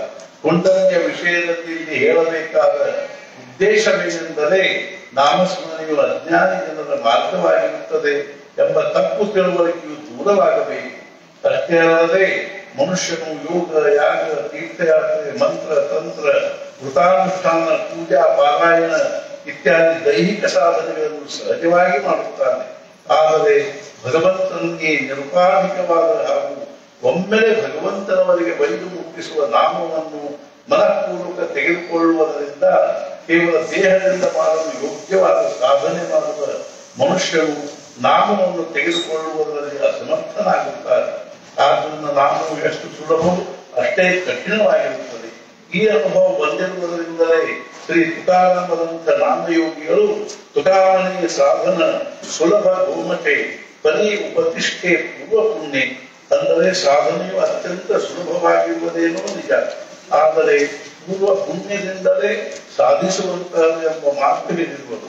ಅಂಥ ಪೂರ್ವ ಪುಣ್ಯವು ನಮ್ಮ ಹತ್ತಿರವಿರುತ್ತದೆ ಎಂಬ ಶ್ರದ್ಧೆಯಿಂದಲೇ ನಾವು ನಾಮದ ಅಭ್ಯಾಸ ಮಾಡಬೇಕು. ಇಂದಿನ ನಾಳೆ ಯಾರಾದರೂ ಒಬ್ಬ ಸತ್ಪುರುಷರ ದೃಷ್ಟಿ ನಮ್ಮ ಮೇಲೆ ಬಿದ್ದು ನಮ್ಮ ಕೆಲಸವಾಗಿ ಬಿಡುತ್ತದೆ ಎಂಬ ವಿಶ್ವಾಸ ಹೊಂದಿರಬೇಕು. ನಾಮಸ್ಮರಣೆಯೇ ಪ್ರಕ್ರಿಯೆ. ಉಪನಿಷತ್ತು, ಭಗವದ್ಗೀತೆ ಹಾಗೂ ಮರಾಠಿ ಸಂತ ವಾಂಗ್ಮಯಗಳಲ್ಲಿ ಆತ್ಮ ಸಾಕ್ಷಾತ್ಕಾರದ ಪರಿಣಾಮವನ್ನು ಸ್ಪಷ್ಟವಾಗಿ ಹೊಂದಿದ್ದು ಕಂಡು ಬರುತ್ತದೆ. ಅದರ ಸ್ವರೂಪವು ಕೆಳಗಿನಂತೆ ಇರುತ್ತದೆ. ಒಂದು, ನಾನು ದೇಹವಲ್ಲ ಆತ್ಮನಿರುತ್ತೇನೆ ಎಂಬ ಅನುಭವ ಸ್ಥಿರವಾದ್ದರಿಂದ ಯಾವುದೇ ಪ್ರಸಂಗವು ತಳಮಳ, ಚಿಂತೆ, ಭಯ ಅಥವಾ ಪ್ರಕ್ಷೋಭವನ್ನು ಉಂಟು ಮಾಡುವುದಿಲ್ಲ. ಎರಡು, ಎಲ್ಲ ಪ್ರಾಣಿಗಳಲ್ಲಿ ನಾನೇ ವ್ಯಾಪಿಸಿರುವೆ ಎಂಬ ಭಾವ ಉತ್ಪನ್ನವಾದ್ದರಿಂದ ಬೇಕು ಬೇಡೆಂಬ ಭಾವನೆಯು ಇಲ್ಲದಂತಾಗುತ್ತದೆ. ಎಲ್ಲ ವಾಸನೆಗಳು ಶಾಂತವಾಗುತ್ತವೆ. ಆದ್ದರಿಂದ ಇಂಥ ಒಂದು ವಸ್ತುವನ್ನು ಸಂಪಾದಿಸಲು ಇಂತಹ ಪ್ರಯತ್ನ ಮಾಡಬೇಕೆನ್ನುವ ಕರ್ಮ ಸ್ಫೂರ್ತಿ ಕ್ಷಯ ಹೊಂದುತ್ತದೆ. ಮೂರು, ಜಗತ್ತಿಗೆ ಒಡೆಯನಾದ ಈಶ್ವರನೊಂದಿಗೆ ಅವನನ್ನು ತಾದಾತ್ಮ್ಯ ಭಾವವಾದದ್ದರಿಂದ ಮೊದಲಿನ ದೌರ್ಬಲ್ಯವು ತಾನಾಗಿಯೇ ನಷ್ಟವಾಗಿ ಮನಸ್ಸಿನಲ್ಲಿ ವಿಲಕ್ಷಣ ಸಾಮರ್ಥ್ಯದ ನಿರ್ಮಾಣವಾಗುತ್ತದೆ. ನಾಲ್ಕು, ಜಾಗೃತಿ, ಸ್ವಪ್ನ ಹಾಗೂ ಸುಷುಪ್ತಿ ಎಂಬ ಸಾಮಾನ್ಯವಾಗಿ ಅನುಭವಕ್ಕೆ ಬರುವ ಮೂರು ಅವಸ್ಥೆಗಳನ್ನು ಹಿಂದೆ ಹಾಕಿ ತುರ್ಯ ಎಂಬ ಹೆಸರಿನ ಜ್ಞಾನಮಯ ಅವಸ್ಥೆಯು ಪ್ರಾಪ್ತವಾಗುತ್ತದೆ. ಈ ಅವಸ್ಥೆಯಲ್ಲಿ ಪ್ರತಿಭಾಶಕ್ತಿಯು ನಿರಂತರ ಜಾಗೃತವಾಗಿರುವುದರಿಂದ ಅಖಂಡವಾಗಿ ಪರಮಾನಂದವನ್ನು ಅನುಭವಿಸಲು ಬರುತ್ತದೆ. ಪರಮಾರ್ಥದ ಯಾವುದೇ ಸಾಧನೆಯಾಗಿದ್ದರೂ ಅದರಲ್ಲಿ ಸಾಧಕನಿಗೆ ಕೊನೆಗೆ ಮೇಲೆ ಹೇಳಿದ ಪರಿಣಾಮಗಳು ಅನುಭವದಲ್ಲಿ ಬರಲಿಕ್ಕೇ ಬೇಕು ಎಂಬ ಯಾವ ಪ್ರಮಾಣದಲ್ಲಿ ಸಾಧಕನ ಭಯವು ಕಡಿಮೆ ಆಗುತ್ತಾ ಹೋಗುತ್ತದೆಯೋ ಆ ಪ್ರಮಾಣದಲ್ಲಿ ಅವನ ಸಮಾಧಾನವು ಬೆಳೆಯುತ್ತಾ ಹೋಗುತ್ತದೆ ಹಾಗೂ ಅವನ ಚಿತ್ತದಲ್ಲಿ ಆನಂದದ ಅನುಕೂಲವು ಬೆಳೆಯತೊಡಗುತ್ತದೆ. ನಾಮಸ್ಮರಣೆಯಿಂದ ಇದು ಸಹಜವಾಗಿ ಹೇಗೆ ಆಗುತ್ತದೆ ಎಂಬುದನ್ನು ಮಾತ್ರ ನೋಡುವುದಿರುತ್ತದೆ. ಮೂಲ ನಿರ್ಗುಣ ಸ್ವರೂಪಕ್ಕೆ ನಾನು ಬ್ರಹ್ಮನಿರುತ್ತೇನೆ ಎಂಬ ಸ್ವತಃದ ಅರಿವು ಉಂಟಾಯಿತು. ಅದಕ್ಕೆ ಹುಂಕಾರವೆಂದು ಹೇಳುತ್ತಾರೆ. ಅದೇ ನಾದಬ್ರಹ್ಮ. ಈ ನಾದಬ್ರಹ್ಮವು ಎಲ್ಲ ದೃಶ್ಯ ಪದಾರ್ಥಗಳಲ್ಲಿ ಅಂತರ್ಯಾಮಿ ರೂಪದಿಂದ ವ್ಯಾಪಿಸಿರುತ್ತದೆ. ಅಚೇತನಗಳಲ್ಲಿ ಅಂದರೆ ಕಲ್ಲು ಮಣ್ಣುಗಳಲ್ಲಿ ಅದು ಅತ್ಯಂತ ಅವ್ಯಕ್ತ ರೂಪದಿಂದ ಇರುತ್ತದೆ. ಸಚೇತನಗಳಲ್ಲಿ ಅಂದರೆ ವನಸ್ಪತಿಗಳಲ್ಲಿ ಹಾಗೂ ಪಶುಪಕ್ಷಿಗಳಲ್ಲಿ ಹೆಚ್ಚಿಗೆ ವ್ಯಕ್ತವಾಗಿರುವುದು ಕಂಡು ಬರುತ್ತದೆ. ಆದ್ದರಿಂದಲೇ ಪಶುಪಕ್ಷಿಗಳು ಬೇರೆ ಬೇರೆ ಪ್ರಕಾರದ ಶಬ್ದ ಮಾಡುತ್ತವೆ. ಆದರೆ ಮನುಷ್ಯನಲ್ಲಿ ಅದು ಅತ್ಯಂತ ವಿಕಸಿತವಾಗಿ ವಾಣಿ ರೂಪದಲ್ಲಿ ಪ್ರಕಟವಾಗುತ್ತದೆ. ವಾಣಿಯು ನಾದಮಯವಾಗಿರುತ್ತದೆ ಹಾಗೂ ನಾದು ಬಿಂದು ರೂಪದಿಂದ ಪ್ರತಿಯೊಬ್ಬ ಮನುಷ್ಯನ ನಾಭಿಯ ಹತ್ತಿರವಿರುತ್ತದೆ. ಪರಾವಣಿಯು ಅಲ್ಲಿಯೇ ವಾಸ ಮಾಡುತ್ತದೆ. ನಾದವು ತರಂಗಗಳ ರೂಪದಲ್ಲಿ ಪ್ರಕಟವಾಗುತ್ತದೆ. ಆ ತರಂಗಗಳಲ್ಲಿ ದೊಡ್ಡ ಶಕ್ತಿಯು ಸಂಗ್ರಹಿತವಾಗಿರುತ್ತದೆ. ವೈಖರಿ ವಾಣಿಯ ತರಂಗಗಳು ಸ್ಥೂಲವಾಗಿದ್ದು ರೇಡಿಯೋದಂಥ ಯಂತ್ರಗಳ ಮೂಲಕವಾಗಿ ಬೇರೆ ಕಡೆ ಕಲಿಸಲು ಬರುತ್ತವೆ. ಅದೇ ರೀತಿ ಅವುಗಳನ್ನು ಮುದ್ರಿತವಾಗಿರಲು ಬರುತ್ತದೆ. ಮಧ್ಯಮವಾಣಿಯ ತರಂಗಗಳು ಪ್ರಾಣರೂಪವಾಗಿರುವುದರಿಂದ ಅವು ಕಡಿಮೆ ಸ್ಥೂಲವಾಗಿರುತ್ತವೆ ಹಾಗೂ ವಾಸನೆಯ ರೂಪದಿಂದ ಜಗತ್ತಿನಲ್ಲಿ ತುಂಬಿಕೊಂಡಿರುತ್ತವೆ. ನಾವು ಯಾವ ವಾಸನೆಯನ್ನು ಹೊಂದಿರುತ್ತೇವೆಯೋ ಅವುಗಳ ಉತ್ತಮ ಅಥವಾ ಕೆಟ್ಟ ತರಂಗಗಳು ನಮ್ಮ ಸುತ್ತಲೂ ಭ್ರಮಿಸುತ್ತಿರುತ್ತವೆ ಹಾಗೂ ಯಾವ ವ್ಯಕ್ತಿಗಳೊಂದಿಗೆ ಅವುಗಳ ಸಂಪರ್ಕ ಉಂಟಾಗುವುದು ಅವರಿಗರಿಯದಂತೆ ಅವರ ಮನಸ್ಸಿನ ಮೇಲೆ ಪರಿಣಾಮವನ್ನುಂಟು ಮಾಡುತ್ತವೆ. ಪಶ್ಯಂತಿ ವಾಣಿಯ ತರಂಗಗಳು ಸೂಕ್ಷ್ಮವಾಗಿದ್ದು ಅವು ಕೇವಲ ವಿಚಾರ ರೂಪವಾಗಿರುತ್ತವೆ. ಅವುಗಳ ಭ್ರಮಣದ ಗತಿಯು ಅಧಿಕ ತೀವ್ರ ಹಾಗೂ ಅವುಗಳ ಕಕ್ಷೆಯು ಬಹಳ ವ್ಯಾಪಕವಾಗಿರುತ್ತದೆ. ಪ್ರಬಲ ವಿಚಾರಗಳುಳ್ಳ ಮನುಷ್ಯನು ತನ್ನ ವಿಚಾರ ಶಕ್ತಿಯಿಂದ ಮೌನವಾಗಿದ್ದರೂ ಕೂಡ ಅನೇಕ ವ್ಯಕ್ತಿಗಳ ವಿಚಾರಗಳ ಮೇಲೆ ಹಾಗೂ ಅವುಗಳ ಮೂಲಕ ಅವರ ಜೀವನದ ಮೇಲೆ ದೊಡ್ಡ ಪರಿಣಾಮವನ್ನುಂಟು ಮಾಡಲು ಸಮರ್ಥನಾಗುತ್ತಾನೆ. ವಿಚಾರ ರೂಪ ತರಂಗಗಳು ನಿರ್ಮಾಣವಾದವೆಂದರೆ ಜಗತ್ತಿನಲ್ಲಿ ಸಾಕಷ್ಟು ಬೇರೆ ಹಾಗೇ ಉಳಿಯುತ್ತವೆ. ಅವು ಅರ್ಥರೂಪವಾಗಿರುವುದರಿಂದ ಅನೇಕ ಜನರಿಗೆ ಮಾರ್ಗದರ್ಶನ ಮಾಡುತ್ತವೆ. ಪರಾವಣಿಯ ತರಂಗಗಳು ಬಹಳ ಸೂಕ್ಷ್ಮವಾಗಿರುತ್ತವೆ. ಈ ತರಂಗಗಳು ಅತ್ಯಂತ ನಿಸ್ವಾರ್ಥಿ ಹಾಗೂ ಸಾಕ್ಷಾತ್ಕಾರಿ ಪುರುಷನ ಹೃದಯದಲ್ಲಿ ನಿರ್ಮಾಣವಾಗಿ ಜಗತ್ತಿನಲ್ಲಿ ಹರಡುತ್ತವೆ. ಆದರೆ ಯಾವ ಮನುಷ್ಯನ ಮನಸ್ಸಿನಲ್ಲಿ ಅವುಗಳನ್ನು ಗ್ರಹಣ ಮಾಡುವ ಪಾತ್ರತೆ ಇರುತ್ತದೆಯೋ ಅವರಿಗೆ ಮಾತ್ರ ಅವುಗಳ ಅರಿವು ಆಗುತ್ತದೆ. ನಾಮಸ್ಮರಣೆ ಮಾಡತೊಡಗಿದೊಡನೆ ಮೊದಲು ಕೇವಲ ಸ್ಥೂಲ ತರಂಗಗಳು ನಿರ್ಮಾಣವಾಗುತ್ತವೆ. ಆದರೆ ವೈಖರಿ ವಾಣಿಯಿಂದ ನಾಮದ ಅಭ್ಯಾಸ ಗಾಢವಾದಂತೆ ಮತ್ತೆ ಆ ತರಂಗಗಳು ಅನಾಯಾಸ ಸೂಕ್ಷ್ಮವಾಗುತ್ತಾ ಹೋಗುತ್ತವೆ. ಅವು ಪ್ರಾಣಮಯವಾದವೆಂದರೆ ಶ್ವಾಸದೊಂದಿಗೆ ನಾಮ ನಡೆಯುತ್ತದೆ. ಅವು ಮನೋಮಯವಾದವೆಂದರೆ ಸಂಕಲ್ಪಗಳು ಶಾಂತವಾಗಿ ವಿಕಾರಗಳು ನಿಯಂತ್ರಣದಲ್ಲಿ ಬರುತ್ತವೆ. ಅವು ಬುದ್ಧಿಯಲ್ಲಿ ಪ್ರವೇಶಿಸಿದವೆಂದರೆ ಮೂರು ಅವಸ್ಥೆಯಲ್ಲಿ ನಾಮ ನಡೆಯುತ್ತಿದ್ದು ಅಖಂಡ ಅನುಸಂಧಾನವು ಉಳಿದು ಕೊನೆಗೆ ಅವುಗಳ ಪರ್ಯವಸಾನವು ಆತ್ಮ ಸಾಕ್ಷಾತ್ಕಾರದಲ್ಲಿ ಆಗಿ ಆನಂದದ ಪ್ರವಾಹವು ಉಕ್ಕಿ ಹರಿಯುತ್ತದೆ. ಆದ್ದರಿಂದ ಸಾಧಕನು ವೈಖರಿಯಿಂದ ಅತ್ಯಂತ ದಿಗುತ್ತರದಿಂದ ನಾಮ ತೆಗೆದುಕೊಳ್ಳುತ್ತಾ ಹೋಗಬೇಕು. ಮುಂದಿನ ಪ್ರಗತಿಯು ತಾನಾಗಿಯೇ ಆಗುತ್ತದೆ. ಸಹಜ ಸಮಾಧಿ ಅಂದರೆ ಚಿಂತಾಮುಕ್ತ ಜೀವನ. ಮನುಷ್ಯನು ಜೀವನದಲ್ಲಿ ಅನ್ನ ನೀರಿನ ಹೊರತಾಗಿ ಇರಬಲ್ಲನು, ಆದರೆ ಅನುಭವದ ಹೊರತಾಗಿರಲು ಶಕ್ಯವಿಲ್ಲ. ಇದರಿಂದಲೇ ಪ್ರತಿಯೊಬ್ಬ ಮನುಷ್ಯನ ಜೀವನ ಉತ್ತಮ ಹಾಗೂ ಕೆಟ್ಟ ಅನುಭವಗಳಿಂದ ತುಂಬಿಕೊಂಡಿರುತ್ತದೆ. ಎಲ್ಲರಿಗೂ ಎಲ್ಲ ಪ್ರಕಾರದ ಅನುಭವಗಳು ಬರುತ್ತವೆಂದೇನೂ ಇಲ್ಲ. ಉದಾಹರಣೆಗೆ ಉತ್ಕಟ ಪ್ರೇಮ ಅಥವಾ ದ್ವೇಷ, ಅತ್ಯಂತ ವೈಭವ ಅಥವಾ ದಾರಿದ್ರ್ಯ, ತೀವ್ರ ದೇಹ ದುಃಖ, ಅಪಘಾತ ಅಥವಾ ಪ್ರಿಯ ವ್ಯಕ್ತಿಗಳ ಅಕಲ್ಪಿತ ವಿಯೋಗ, ಮಹಾಪೂರ್ ಅಥವಾ ಅಗ್ನಿಯಿಂದಾದ ಹಾನಿ, ಅತ್ಯಂತ ಲೋಕಪ್ರಿಯತೆ ಅಥವಾ ಅಷ್ಟೇ ಹಿಂದೆ ಈ ರೀತಿಯಾದ ಅನುಭವ ಇಲ್ಲದ ವ್ಯಕ್ತಿಗಳು ಸಾಕಷ್ಟು ಇರುತ್ತಾರೆ. ಆದರೆ ತಮ್ಮ ಸಂಪೂರ್ಣ ಜೀವನದಲ್ಲಿ ಯಾವುದೇ ರೀತಿಯ ಚಿಂತೆ ಅಥವಾ ಆಲೋಚನೆಯೇ ಇಲ್ಲ ಎನ್ನುವಂತ ವ್ಯಕ್ತಿ ಸಿಗುವುದು ಮಾತ್ರ ಸುಲಭವಲ್ಲ. ಅಂದರೆ ಚಿಂತೆ ಎಂಬುದು ಮನುಷ್ಯ ಜೀವನವನ್ನು ವ್ಯಾಪಿಸಿ ಉಳಿದವನ್ನು ಆದ್ಯ ಅನುಭವವಾಗಿದೆ. ಆದ್ದರಿಂದ ಯಾವುದೇ ಕಾಲದಲ್ಲಿ, ಯಾವುದೇ ದೇಶದಲ್ಲಿ ಹಾಗೂ ಯಾವುದೇ ಪರಿಸ್ಥಿತಿಯಲ್ಲಿ ಚಿಂತೆಯು ಮನುಷ್ಯನನ್ನು ಬಿಡುವುದಿಲ್ಲ. ಚಿಂತೆಯು ದುಃಖವನ್ನು ಕೊಡುತ್ತದೆ. ದುಃಖವು ಮನುಷ್ಯನಿಗೆ ಬೇಡವಾಗಿರುತ್ತದೆ. ಜ್ಞಾನದಿಂದ ದುಃಖವನ್ನು ಕಳೆಯಲು ಬರುತ್ತದೆ. ಆದ್ದರಿಂದ ಜ್ಞಾನ ಸಂಪಾದಿಸಿದ ಹೊರತು ಮನುಷ್ಯನಿಗೆ ಸಮಾಧಾನ ಅನಿಸುವುದಿಲ್ಲ. ಮನುಷ್ಯನು ಈವರೆಗೆ ಪೃಥ್ವಿಯ, ಸಮುದ್ರದ, ಅಗ್ನಿಯ, ವಾಯುವಿನ, ಆಕಾಶದ, ಗ್ರಹಗಳ, ವನಸ್ಪತಿಗಳ ಹಾಗೂ ಪ್ರಾಣಿಗಳ ಬಗ್ಗೆ ಸಾಕಷ್ಟು ಜ್ಞಾನ ಸಂಪಾದಿಸಿ ಅವುಗಳ ಮೇಲೆ ತನ್ನ ಪ್ರಭುತ್ವ ಹೊಂದಿರುತ್ತಾನೆ. ಈ ಅಧಿಕಾರದ ಸಾಮರ್ಥ್ಯದಿಂದ ಮನುಷ್ಯ ಜೀವನದ ಬಹಿರಂಗವು ಅನೇಕ ಸುಖಾನುಕೂಲತೆಗಳಿಂದ ಸಂಪನ್ನವಾಗಿರುತ್ತದೆ. ಆದರೆ ಅಷ್ಟರಿಂದಲೇ ಮನುಷ್ಯ ಜೀವನದಲ್ಲಿ ಚಿಂತೆ ಹಾಗೂ ಅದರಿಂದ ಉಂಟಾಗುವ ದುಃಖಗಳು ಮುಗಿಯುವುದಿಲ್ಲ. ಅವು ಮುಗಿಯಬೇಕಾದರೆ ಮನುಷ್ಯ ಜೀವನದ ಅಂತರಂಗ ಅಭ್ಯಾಸವೇ ಆಗಬೇಕಾಗುತ್ತದೆ. ವಿಜ್ಞಾನ ಪಂಡಿತರ ಜ್ಞಾನೋಪಾಸನೆಯಲ್ಲಿ ಈ ನ್ಯೂನತೆಯ ಅರಿವು ಅವರಿಗೆ ಯಾವಾಗ ತೋರಿತು ಆಗ ತಮ್ಮ ಸಂಶೋಧನೆಯ ದಿಶೆಯನ್ನು ತಿರುಗಿಸಿ ಮನುಷ್ಯನ ಮನಸ್ಸಿನ ಸೂಕ್ಷ್ಮ ಅಭ್ಯಾಸ ಪ್ರಾರಂಭಿಸಿದರು. ಹಾಗೂ ಮನಸ್ಸಿನಲ್ಲಿ ನಿರಂತರ ವಾಸ ಮಾಡಿ ಮನಸ್ಸಿಗೆ ಉಪದ್ರವವನ್ನುಂಟು ಮಾಡಿ ಅಸ್ವಸ್ಥಗೊಳಿಸುವ ಚಿಂತೆಯನ್ನು ಅಭ್ಯಾಸ ಮಾಡಿದರು. ಈ ಅಭ್ಯಾಸದಿಂದ ಅವರಿಗೆ ಕೆಳಗೆ ಹೇಳಿದ ವಿಚಾರಗಳು ತಿಳಿದು ಬಂದವು. 1. ಮನುಷ್ಯನ ಮನಸ್ಸು ನಿಜವಾಗಿಯೂ ಬಹಳ ಆಳವಾಗಿರುತ್ತದೆ. 2. ಮಾನವೀಯ ಮನಸ್ಸಿನ ಅಗಾಧ ಹಾಗೂ ಅಜ್ಞಾತವಾದ ಆಳದಿಂದ ಚಿಂತೆಯು ಗೊತ್ತಿಲ್ಲದಂತೆ ಮೇಲೆ ಬರುತ್ತದೆ. 3. ಚಿಂತೆಗೆ ಮೌಲ್ಯಮಾಪನ ಏನೂ ಇರುವುದಿಲ್ಲ. ಅಂದರೆ ಯಾವ ವಿಷಯದ ಮೇಲೆ ಎಷ್ಟು ಚಿಂತೆ ಮಾಡಬೇಕೆಂಬುದಕ್ಕೆ ಪ್ರಮಾಣವಿರುವುದಿಲ್ಲ. 4. ಚಿಂತೆಯು ಪ್ರಕಟವಾಯಿತೆಂದರೆ ಮನಸ್ಸು ಅಸ್ವಸ್ಥವಾಗುತ್ತದೆ. ಹಾಗೂ ತೀವ್ರವಾಯಿತೆಂದರೆ ಮನುಷ್ಯನು ಧೈರ್ಯ ಕಳೆದುಕೊಳ್ಳುತ್ತಾನೆ. 5. ಮನುಷ್ಯನ ಅನೇಕ ಕೃತಿಗಳ ಉಗಮವು ಚಿಂತೆಯಲ್ಲಿದ್ದು ಚಿಂತೆಗೆ ಒಂದು ಪ್ರಬಲವಾದ ವಿವೇಕಮಯ ಅಂಗವಿರುತ್ತದೆ. 6. ಚಿಂತೆಯ ಕಾರಣವು ಮನುಷ್ಯನ ಮನಸ್ಸಿನಲ್ಲಿಯೇ ಅತ್ಯಂತ ಆಳದಲ್ಲಿ ಅಂದರೆ ಅಜ್ಞಾನದ ಅಂಧಕಾರದಲ್ಲಿ ಅಡಗಿಕೊಂಡಿರುತ್ತದೆ. 7. ಚಿಂತೆಯ ಮೂಲದವರೆಗೂ ಹೋಗಿ ಅದರ ಮೇಲೆ ಅಧಿಕಾರ ಸಂಪಾದಿಸಿದ್ದಾದರೆ ಮನುಷ್ಯ ಜೀವನದ ಅಂತರಂಗವನ್ನು ಕೂಡ ಸುಖ ಸಂಪನ್ನ ಮಾಡಲು ಬರುತ್ತದೆ. ವಿಜ್ಞಾನದ ಈ ಚಿಂತಾ ಸಂಶೋಧನೆಯನ್ನು ಎಷ್ಟು ಹೊಗಳಿದರೂ ಕಡಿಮೆ.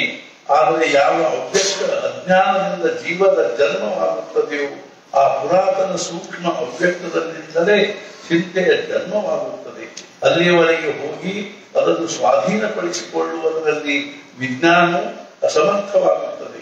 ಆದ್ದರಿಂದ ಚಿಂತೆಯ ಮೂಲದವರೆಗೆ ಹೋಗಿ ಅದರ ಮೇಲೆ ಪ್ರಭುತ್ವ ಸಂಪಾದಿಸಲು ಕೊನೆಗೆ ಅಧ್ಯಾತ್ಮಶಾಸ್ತ್ರಕ್ಕೆ ಶರಣು ಹೋಗಬೇಕಾಗುತ್ತದೆ.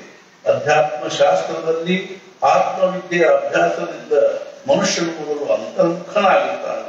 ತನ್ನ ಆಳವಾದ ಅಂಧಕಾರಮಯ ಹಾಗೂ ಅಜ್ಞಾನ ರೂಪವಾದ ಸ್ಥಳದಲ್ಲಿ ಅವನಿಗೆ ಪ್ರವೇಶಿಸಲು ಬರುತ್ತದೆ.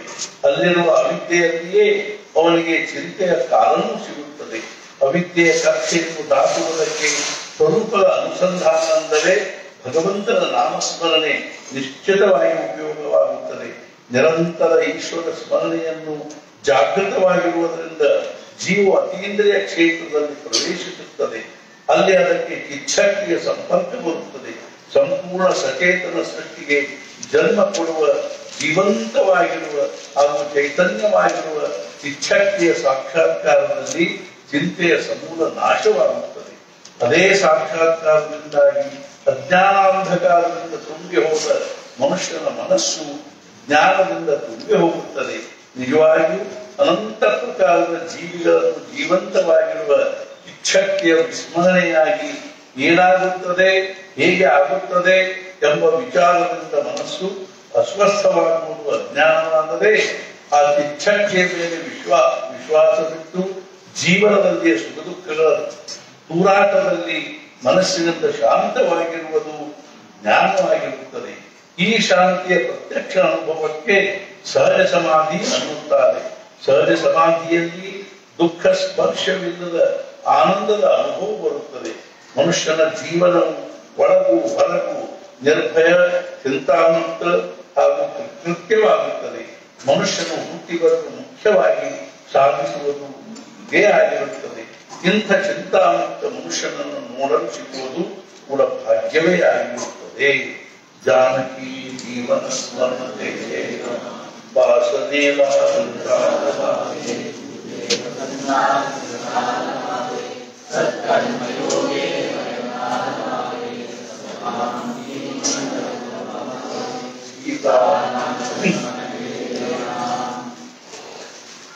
समस्त सद्गुरु श्री ब्रह्म चैतन्य महाराज की जय।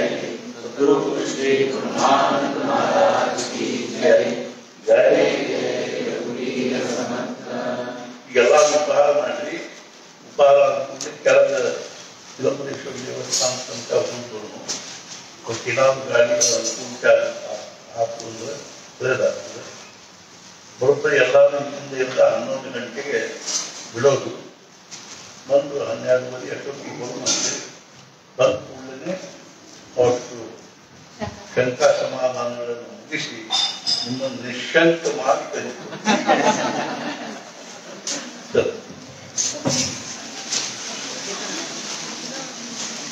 ಇದು ಬ್ಯಾಕ್ ಅಂತ